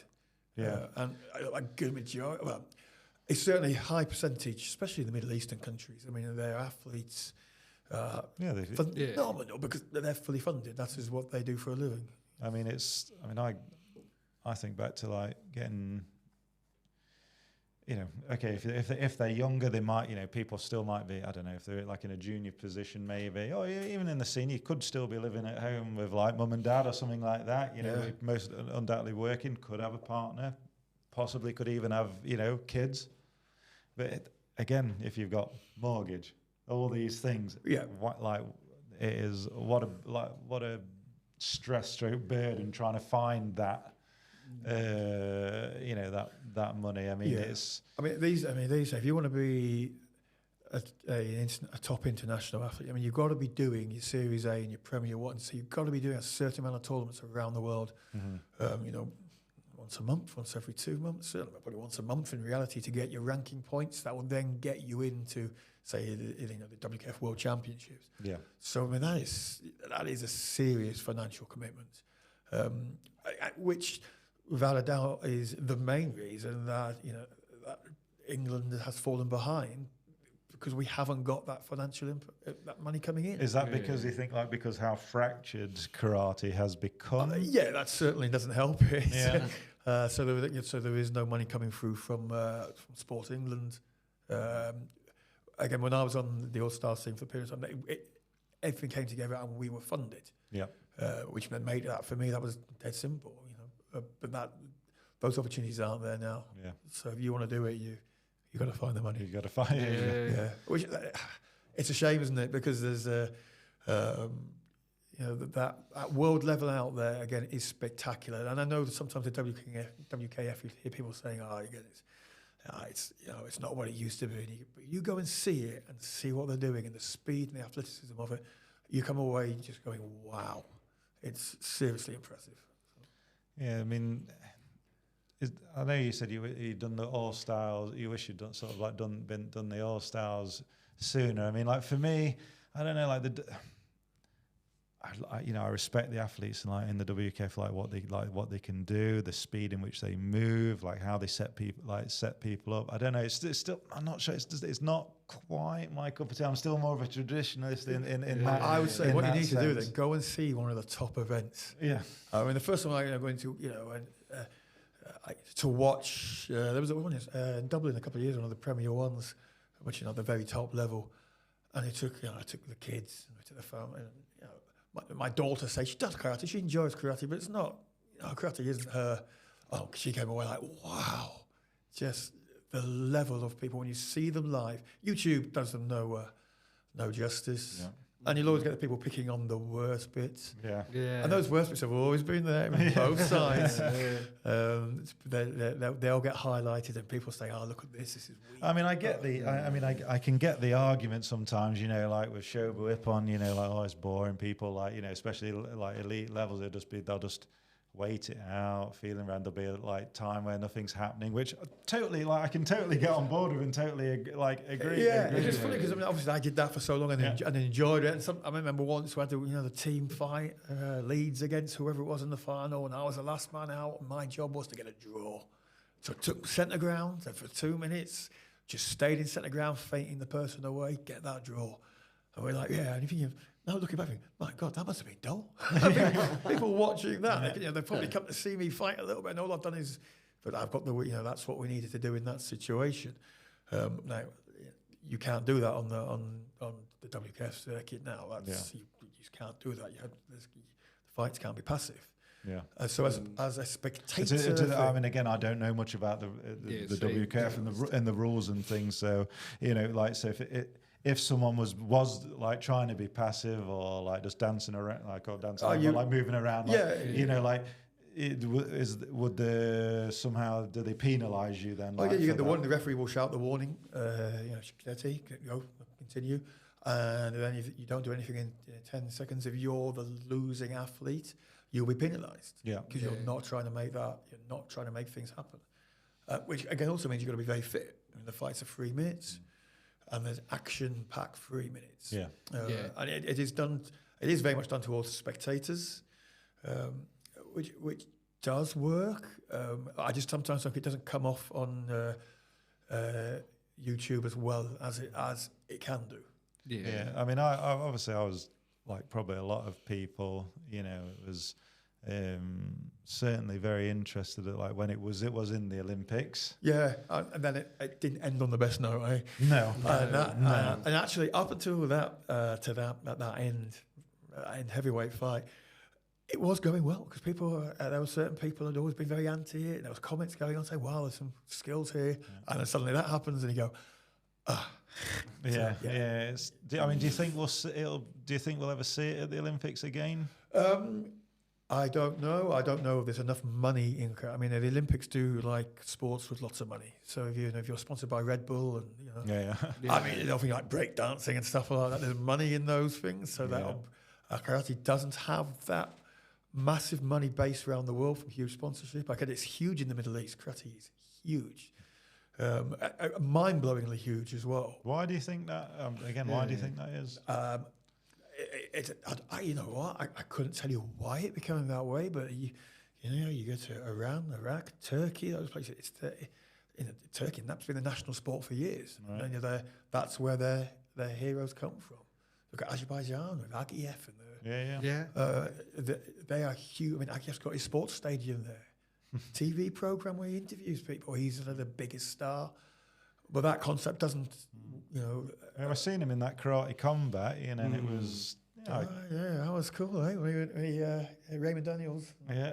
I thought wow, God, he jumped into that other, another combat sport, and he's fighting one of the world's best ever. Out of that, he's going to struggle here, but distance control, dominated it, brilliant. Yeah, he's pretty good, eh? just a bit. Yeah, it's like you say. It's funny. You're going to get like the traditionalists again, and I'll probably hold my head in shame that I have probably been there. Going, it's a bit tippy tap, like you said. Like it's a bit tippy tap. And you see that, and like, I certainly know that it's not. I think I'm still to be won over on it, but. It's. I will give the guy. I mean, those athletes like the speed at what they move. Is unreal. There's a place for all these things. I mean, I'm not going to say, the Shobo Ippon, don't do that. No. JKS have actually changed in the last few years when they've sort of left the WKF rules and gone to Shobo Nihon. So they've taken a step. Back to that traditional way, because they just felt that they needed to pull in a little bit. I mean, their athletes are doing both, but they want. And again, so you think, again, best of both worlds to a degree. So one will help the other. I mean, for years I tried to win the ESCA European Championships, and it was at that time that tournament was so hard because of the WKF fighters that came across, and the Germans and Austrians, their full national teams at that time. Were there, so we were having to fight WKF competitors, and then for them they'd come along. It was the end of the year tournament. The only times they ever fought Shobo Ippon, so they'd come along and play. Yeah, and you got these huge dynamic athletes doing that. And I thought, well, unless you know how to beat them, you're not going to beat them. The best of both worlds. Yeah, I think I'm on the fence. To be fair. It's worth. I mean, again, it's worth buying the popcorn, going to one, sitting down, and being a spectator and going, wow. Again, any time that a friend of mine's ever come to one of the top WKF events, they've always come away going, wow, that's just as a spectacle, it's amazing. Yeah. But I can understand the negativity that sometimes get given. I sometimes think it's very unfair. Again, the tippy tappy thing. No, I can imagine you get caught. You get. Or if they just let it go that bit more. It's even the fact. I mean, one of the rules at the top levels. I mean, you cannot fake an injury. I mean, you cannot fake an injury. And as soon as you do something, I remember one of the very first times I fought. I think it was at the Austrian Open, and someone punched me in the face. And we came back to the and all I did was reach up and just touch where I'd been hit. No fuss, just wanted a quick check. Straight away, I'm warned. I'm putting a warning, because you're playing on an injury. I mean, God, wow! And that rule. That is one of the major. You do not fake it. Yeah. not fake. It's because I mean, I would have said like again, probably because you know I've possibly fallen victim to looking at the stuff on YouTube. Then because like some of the stuff I've seen on there, I've thought. I've seen people being disqualified. I thought, come on, no chance. They have absolutely sold the referee, a kipper there. I didn't even know that rule. I didn't know that rule existed. Oh, you see, yeah. so. I mean, exactly. I mean, it goes through different, and the rules change all the time. But, I mean, if you are found to be, there's an exaggerating, and there's basically lying.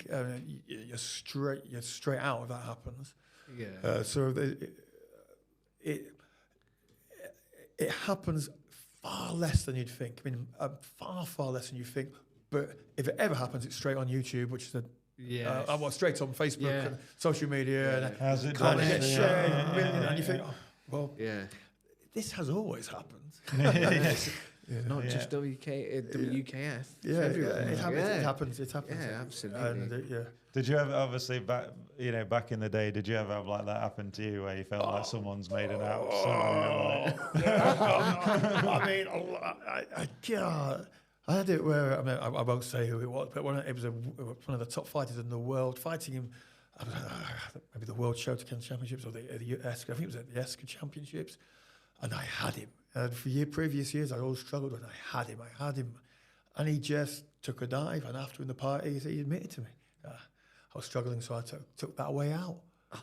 I couldn't I don't know. It's just the way I was brought up. You don't like. And this was the Shobo Whip on the circuit, and so I mean, no, you can't do that. I remember all the guys that sort of like all the older guys that taught me like, no, you don't go down. No. Yeah. Like that is just something you. Yeah, I mean, your heroes. So obviously people are more than willing. I've again competing. I've seen people and they're going back and you've caught maybe in the nose and they're there agitating it, trying to like see if they can make the nose bleed. Then as soon as there's blood drawn, that's it. You're off. Yeah.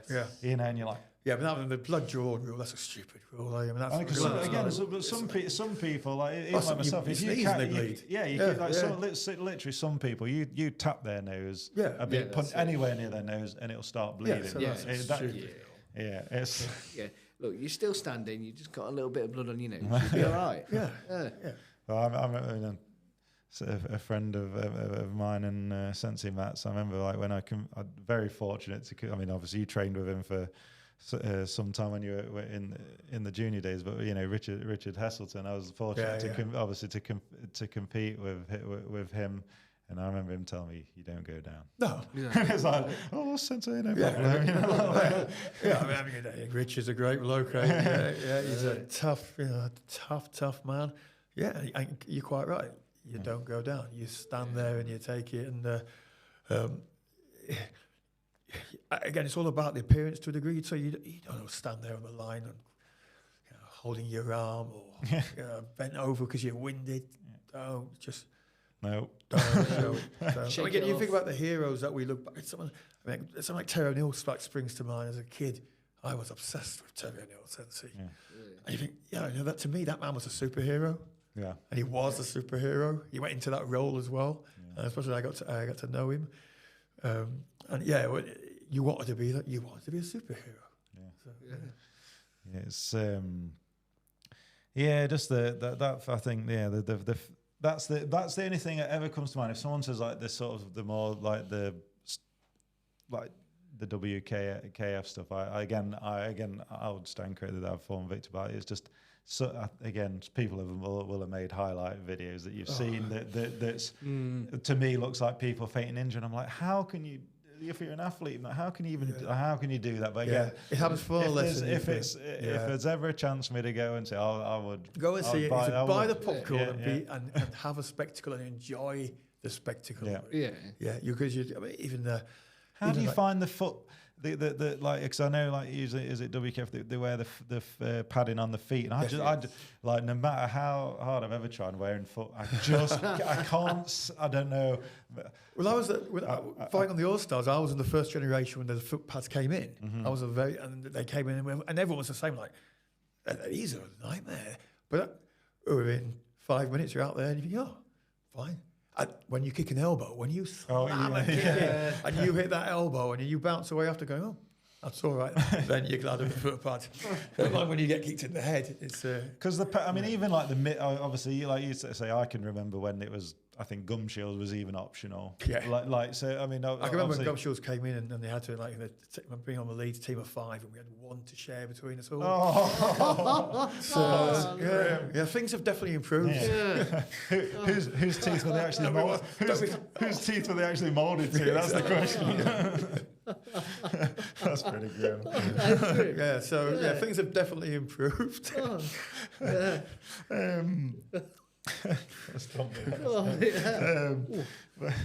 But yeah, again, like I say, I remember the gum shields coming in, and then obviously like mitts, and again with the foot pads, with the mitts. I mean, you must have seen like the mitts, even the whole thickness of mitts change and things like that over the years. Like I've always thought, like the bigger, I always think the more padding on the mitt, maybe the false sense of security it can sometimes give to the practitioners, because it's like, oh yeah, well I've got like, half an inch worth of padding here that I've got that extra to go in now.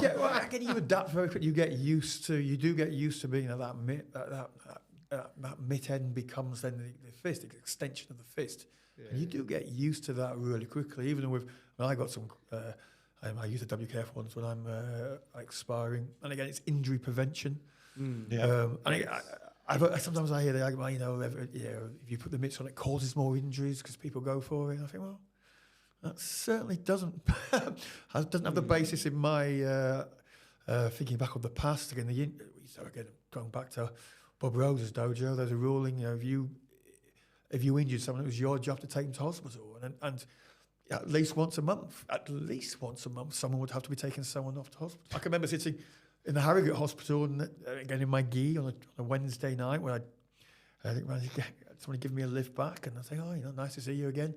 I'm back again. And that's because there are no mitts, and right, and I mean, I did see a fair share of like injuries, like the spectating, seeing silly injuries. Of, like, a fist that goes past, which would just brush, well, that takes the skin instead, and then cut a punch just on the corner of the eye. Yeah, such soft skin. Boof.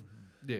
So it stops those silly injuries. And again, every dojo has got that person who's a bit more reckless. And I say, and if you don't think your dojo has it, means it's probably you. Yeah. So it's. I mean, one of the injuries, again, say like no mitt from the no mitt era, like sort of it would be, again, I've known a fair few people have had this one, is that they've caught somebody in the mouth. Yeah. And like basically got an infected hand from the tooth. Yeah. From exactly. that person's tooth. Yeah, I can't. Which is scarring down there. A tooth got trapped in. Oh. Yeah. And just the thought of like that's just disgusting. Yeah, really, isn't it? Yeah, that happened on a squad session. I think it was a senior squad session. Andy Sherry was taken in.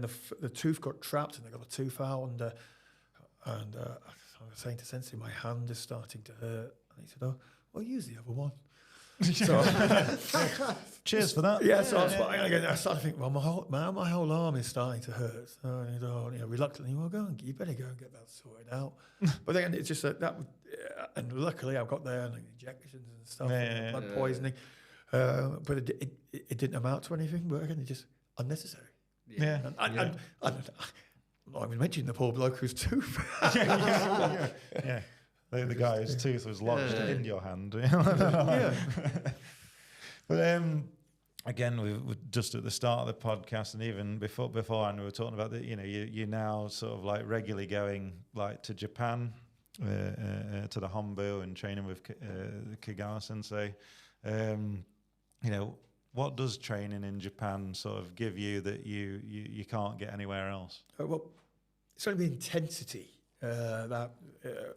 Like in the first time, I wrote an article a few years ago about the first session I ever did at the JKS.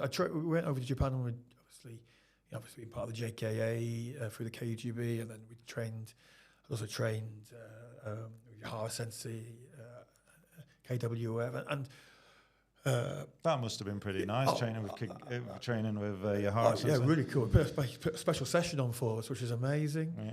But then I got that same trip. We turned up and trained at the JKS, and the Kaneyama Sensei took the class, and I could not believe the amount of karate we were doing and the intensity of it.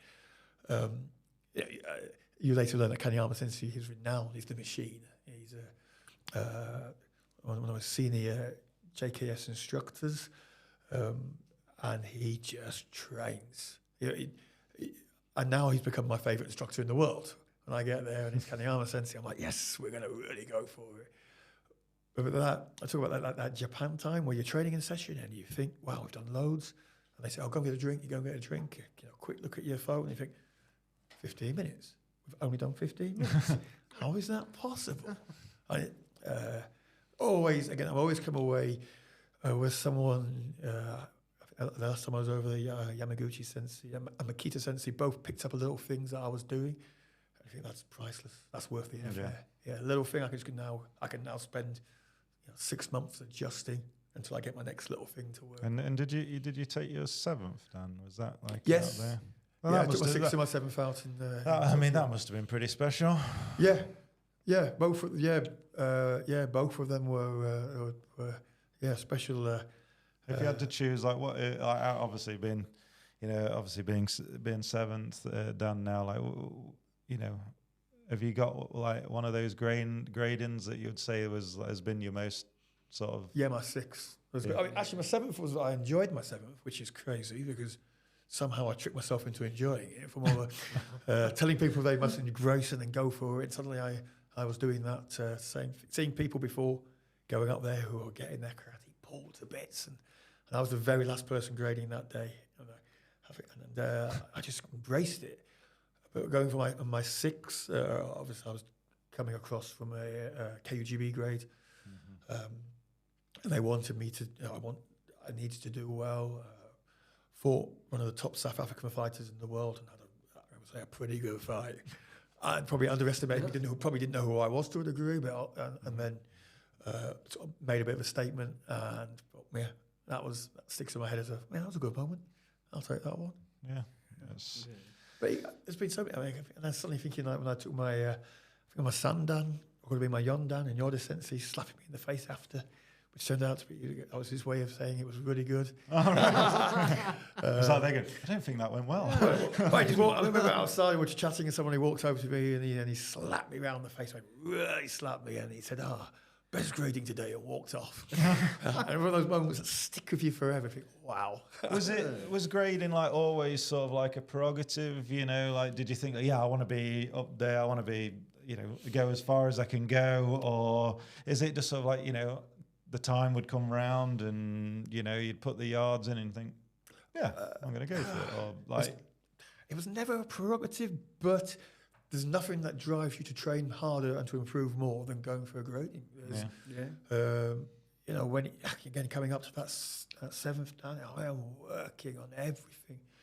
Just thinking, I remember the day before the grading, training with Kagawa, Shihan and Kagawa, going through my kata, which he'd seen my Niju Shiho so many times, but still, please change this for tomorrow, otherwise no good. Wow, and it's just. Right, I will change that for tomorrow. I'll change that. So it just helps push you forward. Yeah, nothing like a grading, making you train harder.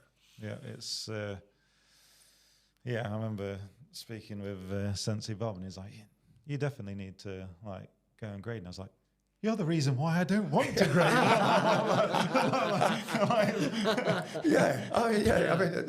Sensei Bob's Q grades are probably. Harder than they're done in Japan. Certainly some of the things he would say.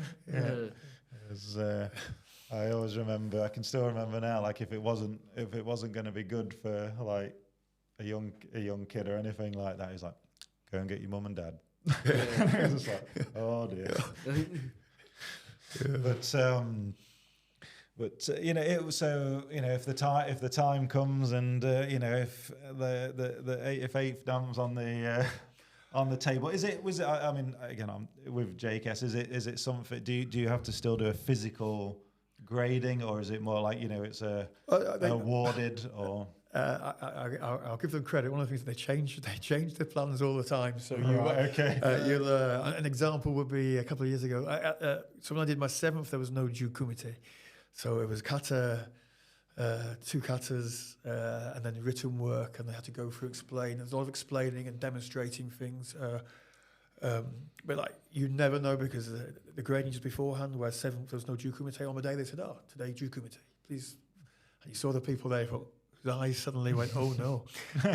So they will change things all the time. So I'm always saying to everybody, expect anything, because that's what you could get. But it's still, still a physical examination. 8th dan is still a physical examination. Yeah. And one day, I will more than likely, everything being well, because again, it's that. It'll definitely make me train hard. I was going to say, what obviously at the moment, like so you passed your 7th dan a bit back, and like what would you say is like your main driving, like you say, driving force, I guess, at the moment, because you, like you say, like grading it, make you focus the minds, make you train even harder, like concentrate even more. Like what's lighting the fire for Sensei Matt Price? Movement. It's the movement of your body, isn't it? The control and movement of your body. That again, picking a kata, doing it, and trying to be in command of everything that your body is doing. Again, these days you record it after and you go, oh, I thought it was going to be a lot better than that, and then that just drives you forward and forward. So yeah, it is that trying to master your body. Yeah. That's my I get for my own personal training. That's what I get my absolute my love out of now. Are you generally injury free, or are you generally working around a few bits, or like is niggles. it just niggles? Yeah, niggles. I get. At the moment, I don't want to say this out loud. At the moment, I'm fairly injury free. A little bit of tennis elbow, but I'm fairly injury free. So nothing is more frustrating of the injuries working through a niggle. Especially, I had it a few years ago. A couple of years ago, and I was knees and hips, definitely. Especially you've gone through the harder, faster, stronger. Well, I had a massive hip injury when I was 23. I was out for a year. I basically when the ball and socket joints, it just wasn't correct in my hip, and eventually managed to get it private, and I was told I could carry on with karate, but if I carried on karate, by the time I'm 30, I'll be in a wheelchair. Turns out they were wrong. Yeah. And certainly the Japanese philosophy of squats, build the muscle around the joints. Yes. Build the muscle around the joints. Definitely. Yes. From what I've read, that obviously Kagawa Sensei likes the squats. Oh yeah. I don't know if he still does, but he's again an example of Kagawa Shihan. It was last year where he was teaching so it could be the year before, and he had a bit of a knee injury, I think, at that time, and he was struggling a little bit on some things. I said, he was just coming up to sort of 70 there. I said, what's caused the injuries? And so, box jumps. I think, wow. Okay. Box jumps. That was it, was it? Brilliant. Yeah. I think, wow, that's inspirational. That's inspirational. So, in terms of keeping injury free, what do you do? Is it kind of stretching, or I stretch? I discipline myself to stretch every day because again, it's not my natural thing, so I have to work on that. I've reintroduced a little bit more weight training again for muscle building. Lots of squats. Yeah. Lots. Again, my hip injury that I had sort of came and went until my 40s. So all the way through the competition, I'd get it. And then getting into the JKS, we started doing an unbelievable amount of squats. Yeah. And the injury just went. I think, it's just muscles. The muscles take the impact. Yeah, I'm finding that, to be honest, because I'll be honest, I've got a hip injury, so my cartilage is it's going to be non-existent in my right hip. But I do find I've sort of, because we've started doing it, haven't we? We started trying squats. I do find squats are the way forward. So every day, it's like you were saying, the muscle. It makes sense. The muscle takes the impact rather than the joints. And there are a fair few people that have had knee injuries as well, and again, quite bad knee injuries, and they have then took to, again, building up the muscles around, Yes. Yeah. you know, around the knee, and they have like even then not been able to do like Cesar, Yeah. you know, and Yeah. but have then eventually gone on to be able to do Cesar and Yeah. kneel down and that, and yeah, it's amazing like what you say what you can do, and the amount of the amount of either body mechanics and things like that what people know now than, you know, Oh, yeah, from absolutely. back in the day. Absolutely. I can remember, you know, people coming back from your Crystal Palace courses and saying about all this, you know, they made us do all these squats, it's not good for the knees, going past 90 degrees. And now we're like, oh, no. Yeah. That's exactly what we should be doing. Yeah. We just See the amount they made you do. You need to do more. Yeah. Yeah. Not 100, 300. Yeah. Yeah, definitely. Because I find it beneficial squats. Because it was at times I was walking with a limp, but Yeah. now I don't walk with a limp because I squat. Yeah. So Well, yeah. definitely. Absolutely, yeah. I mean, do you absolutely. do like much like recover, like even recovery work? Like, are there any like saunas, cold therapy? I was doing or cold anything like therapy that? for a bit, but Yeah. I sort of fell away a little bit. It's funny how it does that though. Yeah, because I mean, Andy does it. I still do like the cold showers like every day, and I was doing like the cold barrel sort of like quite really regular at one point, but it's amazing like how much mental strength like getting in the I cold does. yeah. So I'm very careful with my recovery. I've got a fitness band, a Whoop fitness band, which is always telling me my recoveries and about like sleep is something I've changed. I'm really disciplined in my sleep now. So if I'm at home and then there's nothing on, 9:30, 10, let's go to bed and let's get that sleep in. If I've missed a little bit, I can try and get a nap. And that's something that I'd never. Back when I was competing, that'd been weakness. Can't really train more. But now that I'm really conscious of my recovery. Yeah, one of my brothers is like a professional like long drive at golf, and he swears like by the Whoop. Yeah, the Whoop like, is like, fantastic. I'm like, but it's like try not to get too obsessed with it though, because it's like, it says that I haven't recovered enough, and it's like no, like. You don't. I've don't had let it rule you. I've had lots of red recovery. I guess I got the flu a couple of weeks ago, and it hit me for a few days, and my body hasn't really got back over it as it was only last weekend. But I think, I'll just make sure I'm hitting that sleep target. And that does make a massive difference. Some of the athletes, really good athletes. I coach now. I've got Kennedy Lambert, is really good, the best in the JKS at the moment. And he's Milton Keynes. Everything's sorted on him. Get your naps, do this, do that. And that's what again. I can't imagine 20 years ago I'd never told someone to get a nap. It's obviously Sean from the club. Obviously, like he's always telling he'll be at the weekend. Even his obviously James, his brother, who does the editing for us and everything. Like we'll all be laughing at him because Sean will be like, I'm just going to go and have a nap. And I'm like, what? Like, it's just not something like. I think I've like been at home and like tried and have a nap, and then I wake up even worse. I'm like, no. You get good at it. It becomes a skill. You get me and my wife. When my wife got on the Whoop first, so my wife is a serious fitness enthusiast. She's in the gym every morning. She's in the gym twice a day, karate in the evening. She's a serious trainer. She got on the Whoop first of all. And she was like, we need to do naps.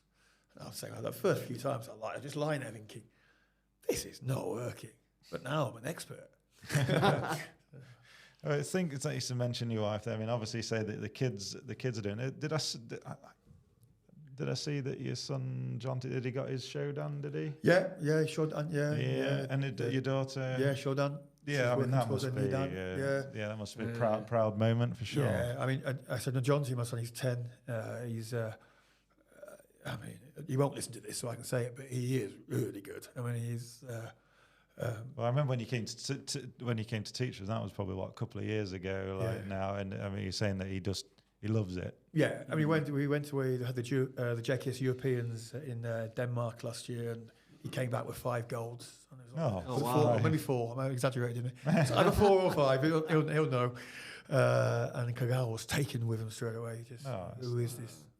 I think Kata and Kumite, and but to a degree, he knows no difference because that's what we do. We're a karate family. So yeah, it was they're like karate family. I mean, you know, I suppose maybe he's too young, but you know, it's like, I guess quite a big shadow to be in as well, though. Yeah, but he doesn't recognise. He's very. He does not recognise that at all. Does not bother him. Yeah, he really enjoys his karate. All he does is play computer games at home. yeah. If he trained at home as well, wow. Which I tell him all the time. He's been selected for the Worlds, and we've always saying to him, you've got to get extra training because there's people around that world who are going to. Yeah, but again, he'll, you know, obviously, if he does, he does. If he doesn't, he'll learn. Yeah, again, 10 years. I mean, 10 years old, which is crazy. I mean, I went to visit a dojo a few weeks ago where an old instructor of mine was there, and I hadn't seen him for years. Really nice bloke. Another dojo, and I took along John T. And I was like, look at first, I'm like, 10-year-old with a black belt. Are you sure? And by the end of the instructor saying, wow. And I said, yeah, but I said, the world is full of people like him. He's good, but there's loads of them. Yeah. Imagine what they're like in another 10 years. Yeah. Next generation. Yeah, exactly. Yeah. And it's like we're saying, like at least he's in a position, he's in an association where he's got lots of room to grow. Loads of room to grow. Yeah. And like we were saying, like prior to the podcast, you know, you think back in the day, the amount of, I've said it before, I'm sure that you know, the amount of from back in the day, the amount of talent that either came, you know, was around, you know, in the KGB back in the day, and then, you know, is like no longer doing it now. You think like, guys, I always think like it's such a shame of like the talent that it is such a shame. Either, you know, has been around and gone, or just felt like they couldn't. I didn't have room to you know, to grow. Yeah, which is a shame. Yeah, but you know, does obviously within the JKS the future looks bright? Does it with a lot of the younger generation coming through? Oh, absolutely, yeah. We have got some. I mean, we have got a strong squad at the moment, which is really nice. For Brazil, I'm guessing we're going to be taking around about 40 people over there. Wow. Obviously, that makes funding a nightmare. But basically, we're going to try and pay for entries and such things, but then people will self-fund. Because it came in those situations where there's so many good people, which is a nice problem to have. Yeah, we had our English championships in November, and I'd normally referee, but I said I need to do a little bit of scouting. And you're walking around all day going, oh, God, look at them. Yeah. There's a young girl who was on the borderline, and she went and won her category. Well, now she has to go. That's all good. Oh, and I mean, I see here, I have to read this because I won't be able, but this is, you were in 2013, you were like runner-up coach of the year, I see, inducted into the MIA Hall of Fame in 2016. Yeah. Received a Lifetime Achievement Award in 2017. This is really, it was just like, how do you personally view awards and recognition? It's nice. Those are something like award ceremonies and such things. It's normally just nice because you meet up with your friends or people you've not seen for ages. Someone like. I mean, I sort of experience like Alfred Lewis, Sensei. Alfred Lewis brings to mind someone who I'd bump into at awards, and then we became friends just because I remember as a kid, I'm one of the scariest people in the world, and now he's someone you've bumped into a few times, and it turns out a really nice bloke who you get on with. So you just end up making more friends. So sort of like out of all your achievements and competitive coaching bits, you know, like which one would you say like probably means the most to you? If you can, that's worse than your questions. I know, sorry. Let's still to go. You stole it too. I have to make over 2 up. God,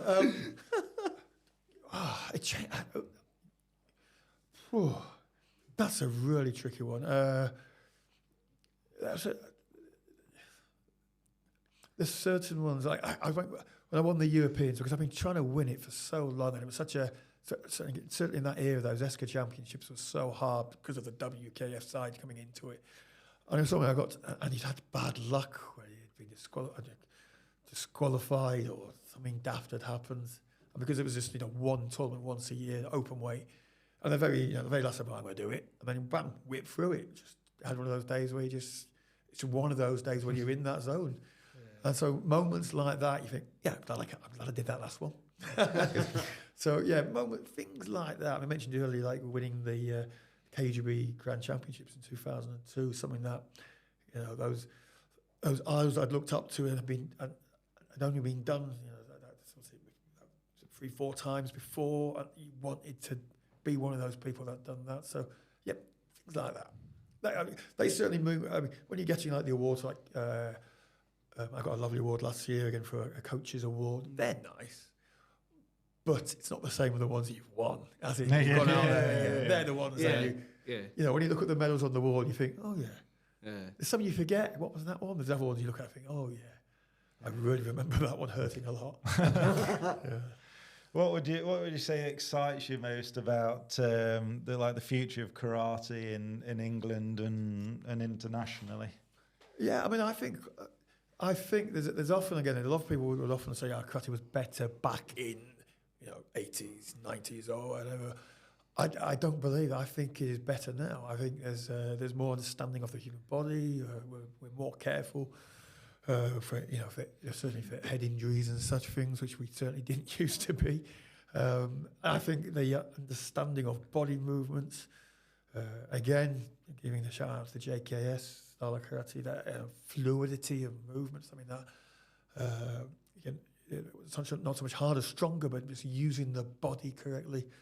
So a more understanding of the body, would you say? A better understanding of the body. Yeah. A better understanding of the body. Like gone are the days where you stamp on the floor and that sort of thing.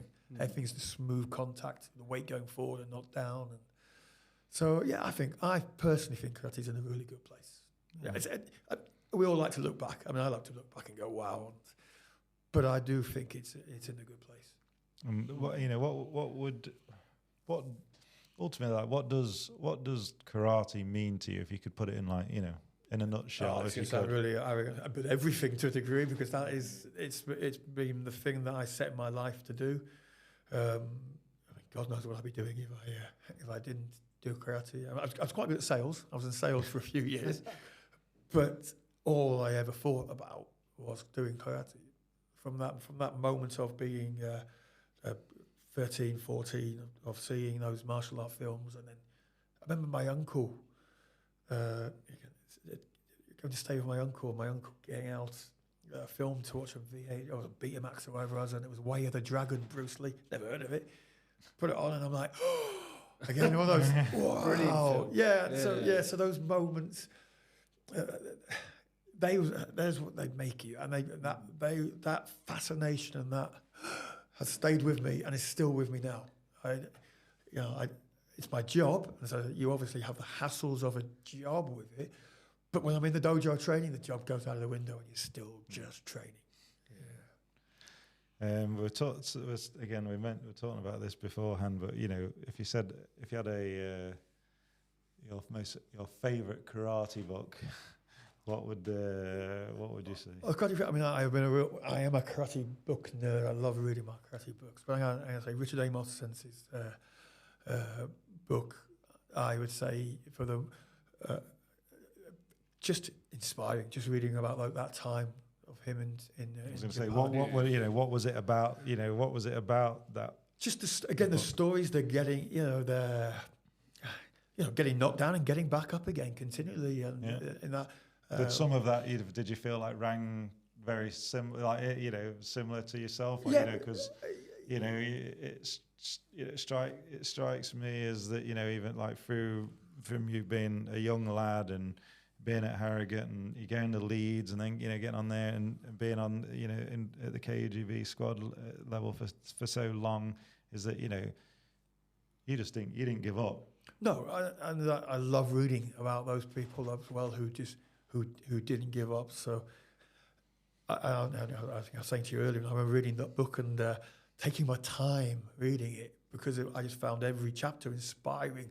So I'd put that, I'd fold the book away and need to obviously do some training, and things that I love things like that. Yeah. I had Richard Amos Sensei saying, have you not read it yet?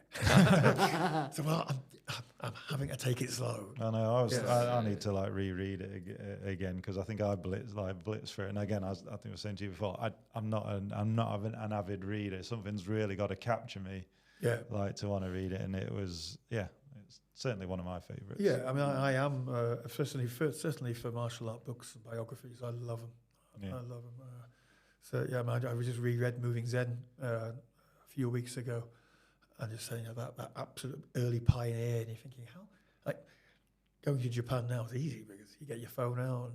And I try and speak as much as I can, but back then when they couldn't speak any English, there was no signs. How did you get around? How did you do it? And brilliant. Fall foul of a lot of the. It's very easy to fall foul. It's very easy. It's very, very easy to fall foul, and that's these days where we know. I mean, we don't know, but we know more. Back then, wow, you're constantly making errors. Putting your foot in it. Yeah, putting your foot in it. And this isn't the Japanese way to tell you you've done something wrong as well. It's not their way, so you have to try and figure out. Why is this session going so badly? I seem to have a lot of people wanting to hit me here. What have I done? That's happened a few times. What advice would you give to a young student who's just been told they're not very good? Well, I can say, well, I've heard that before. It's that, just keep going. Prove them wrong. Just keep going. And listen to the people that have been there before. Because I wasn't very good. I failed my Shodan first time. I failed my Nidan first time. Yeah, and then you just keep going. You just keep going. And it's surprising what you can do. Tenacity. And my answer, my last question really for you is, but it was like, if you could go back and speak to a 9-year-old Matt Price that was, walking into the dojo for the first time, what would you tell him? Oh, that's a good question. Do some squats. And actually, that much as I've made a joke, actually I put that something like that because the injury that kept me back in my early 20s hounded me and stopped me for a period of time. I never missed a class. When I had that injury, I turned up and watched every class that Bob did because I never wanted to fall out of the mindset of being in the dojo. Yeah. So maybe something like that. But again, maybe I'd say enjoy it, which is something I tell people all the time now. Enjoy it, 'cause especially when you're competing. Sometimes that idea of enjoyment can go. But to get the very best out of yourself, you have to enjoy it because that's when you're free and your body will do things. So, enjoy it and do more squats. Well, that's from me. I'm going to pass you over to Andy for his questions. Oh, here we go. Right, I'm off. I can't anymore. So here we go. So, favourite technique to use in Kumite? Oh, no, that's an easy one. Yeah? Double leg ashiburai. Double leg ashiburai. Soul breaker. You get someone, you get someone with one of them, they remember. So that's something that really, really worked on. So there you go. Easy. Favourite kata? Kankudai. It does change every now and then, but it always comes back to Kankudai. There's your Shotokan. Right? That's everything in that kata. Do you have a favourite kata for bunkai at all? Jinte. Yes. Yeah. It comes across all nice and sweet, but it's not. It's quite I think if you look at the history of it, I think it's disguised in that fashion as well. John O'Neill, when he came to teach for us, actually, he did. We went through Chinte, and he introduced us to a lot of evil concepts. So evil concepts. I mean, they get those. I mean, there's a school of thought that the last moves in the jumping away are almost like a mock apology. There's a story of it being a ladies' folk dance, but it's teaching a self-defense movement within dance, and the end is the apology of, I'm so sorry. Now, whether that's true or not, it's lost in time, but I do enjoy that concept of you've just taken their eyes out, and here's the apology. Best male competitor, so past, present, Agiev, I think. Agiev is that man that you watch coming through, and they changed the rule set, which took away his very best technique, and he still came back and won the world title. He started off as a Kata man, not a Kumite man, Shotokan. There you go. For anyone that didn't know, what was this? Again, I know who IGF is, but what was this rule that they brought in and took away? Two hands throws. So IGF had a bit of a judo background, or good judo background as well, and could use it to throw. Moving is short. So it was a -75 fighter, but fought on the open weight as well, and obviously in the team. But he would close down the distance and just throw people and hit them on the floor, then hit them. So there was a rule change because there was a period of time where all the fighters were just coming into clinch. Yeah. No, now you said I can remember that because it was this like very, very. You'd almost look like they're not holding. Yeah, and then and so when some people did it really well, like IGF, it was amazing. But fights were stalemating in the clinch, so they made a rule where a throw could only be done with one hand. So you can only, if you put two hands on, you'll get a warning. Yeah. One hand had to make that, which makes it technically when you get a throw, it's amazing because that's seriously technical. But they took away his technique, and you think, well, how's he going to win now? And then he wins. He changes, adapts, and wins. So I think, that's pretty cool. That is pretty cool. Yeah. Best female competitor. This is a tricky one. And there's been so many. This is a tricky one. And there's one of the JKS ladies, Okamoto Sensei, Kata competitor. She's won a Premier One, one of the top levels in the world. And it's just the tenacity of it, just watching her train her kata, just going over and over again. Young lady, we had her teaching at the dojo. She had a teacher when she'd been in the early 20s, came into the Leeds dojo full of rough, tough young men. This young 20-year-old girl came in, dominated the class, just absolutely ruled the class brilliantly. Then left, came back to my house, put on K-pop on YouTube and danced away with my daughter doing colouring in. Brilliant. There you go. If you could pick a 5-person Kumite team... This is the question, Who would it be? Right, well, we're going to put Agiev there. Yep. Because then from that point on, as I thought, well, I'm going to pick people that have made me rethink. So, we had Kokobun. We've already said Kokobun. Yeah. Alexander Gurnov. I was fortunate to fight 3 times. WKF World Heavyweight Champion. An amazing kicker. His kicking ability... in fact, he even moved the Russian Martial Arts Federation moved him to Taekwondo for a period of time before moving him back to karate. And so fought him, and just wow. So Alexander Gurnov. Yep. Paul Newby. I always said Paul's WKF World Lightweight Champion. Again, though I had some movements when I met up with him, Paul transformed my way of thinking of movement. And sparring with him on a weekly basis, and at the time he was he was minus 60, so he was a serious lightweight. These days he's huge, but muscle, no. But so I definitely put him on the team. And then we're going to go another JKS fighter, Watanabe Sensei. Watanabe again has been the All Japan champion, which is a massive accolade if you do that. If you win the All Japan All Styles. It's an open weight event.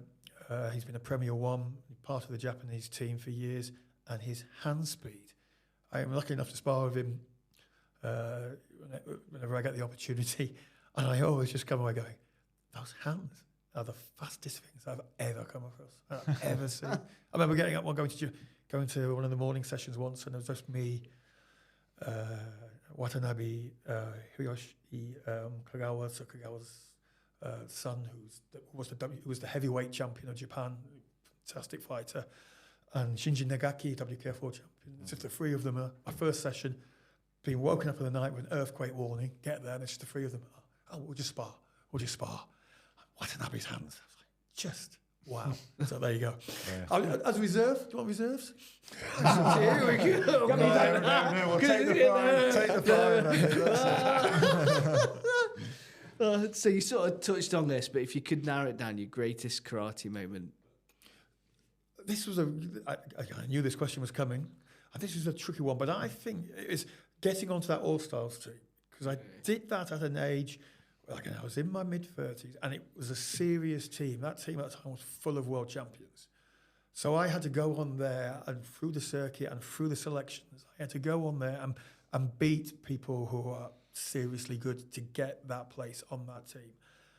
And it was something I didn't really even take on board quite what I achieved. Again, this sounds a bit big-headed, but Willie Thomas Sensei, who was one of the coaches at the time, was speaking to Ashley Scott, one of our athletes, when he said to her, I can't believe that he came in at his age and took a place on that team by beating all those people. And she told me that, and I'm thinking, oh, that is quite cool, isn't it? That is quite cool. So I think that moving across those disciplines and doing that at that age was, I'll go with that one. Okay. And the greatest karate achievement, you slightly like alluded to that earlier. Yeah. If you could, you still going with the original answer? Or? Yeah, but I think maybe getting on the train to go to Leeds from Harrogate 4 times a week, 3 times a week, every week, because that's what set that whole that whole training motion. So maybe actually getting on that bloody train and then walking through the centre of Leeds, thinking, why am I doing this? My friends are out tonight. Why aren't I with them? Why am I doing this? So, hardest grading you've ever done? Hardest grading? Yeah. Ooh. If you could pin one down. Well, probably my showdown. Yeah. I said that I came from, that was the Harrogate Dojo, where I hadn't had that at that time, hadn't really had it much with the Leeds Dojo. And I was sort of the first person from Harrogate Dojo to go for showdown. There wasn't the black belts back then. So I went along into the showdown grading, didn't really know the syllabus very well. And so I just messed it up. And I didn't mess it up, I didn't make a mistake in anything. It just wasn't very good. And then that knockback, going back to your dojo where they all think that you're the king of karate coming back in. How'd you get on? I failed. Yeah. Failed. People fail gradings. It is, isn't it? It's the showdown. It is like the first massive milestone. Yeah. And again, did me absolutely no harm. Made me rethink and relook. And now when I'm running showdown gradings or any grading, say to those people, hey, I failed it. That's what you've just done here. Go back and improve it. It will do you the world of good. So no harm in failure. The instructor who has had the most lasting effect on you? Oh, that is a really difficult one. That is a really difficult one. I mean, we said about the Sensei, Bob Rhodes setting me on that way. Nick Midgley, who's still there. But I think the person that's just made me go, wow, more than anybody else is Kagawa Shihan.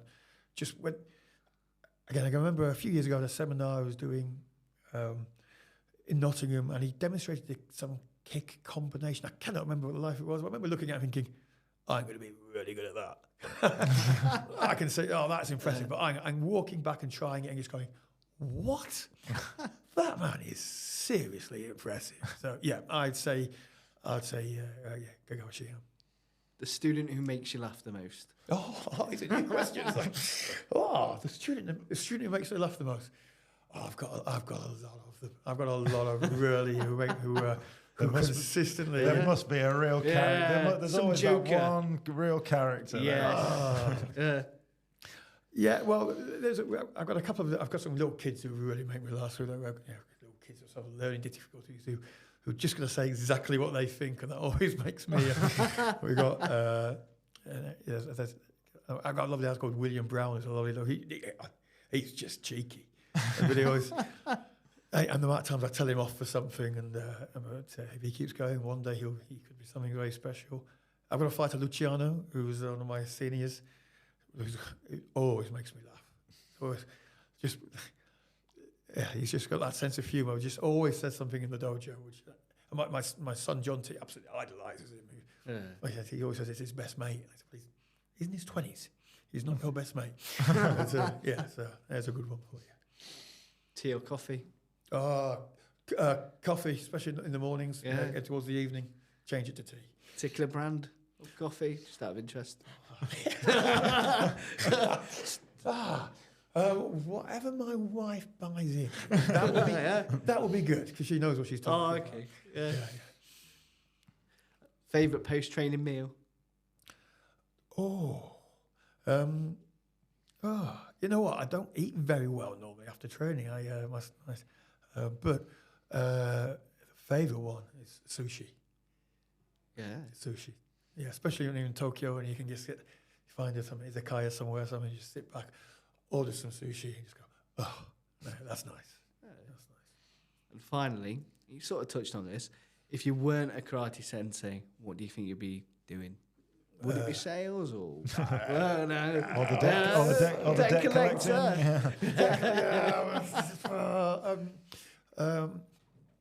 Yeah. I mean, I started the karate maybe. So I did door work from 16 till 23. I worked the doors as well.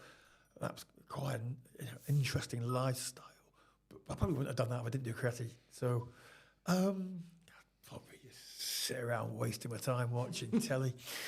No, actually, I'll tell you what. I'll probably I'll be watching. One of the things I really love is cricket. I love watching cricket. So I'll just spend all my time watching cricket. There you go, easy. Fair enough. Well, yeah. I'm not sure it's a job.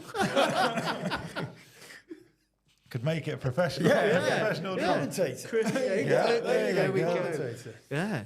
Well, yeah, that's knocking on my. That's it from me. Yeah. Brilliant. But no, thank you ever so much for taking the time to come and talk. I know you're a busy man, and I really appreciate you coming to the studio to film. Thank you for having me. I hope I haven't spoken too long, but No, it's been brilliant. Really good fun. Great to see you. Wishing you all the best for the future. But thank you ever so much. Thank you very much. Thank you.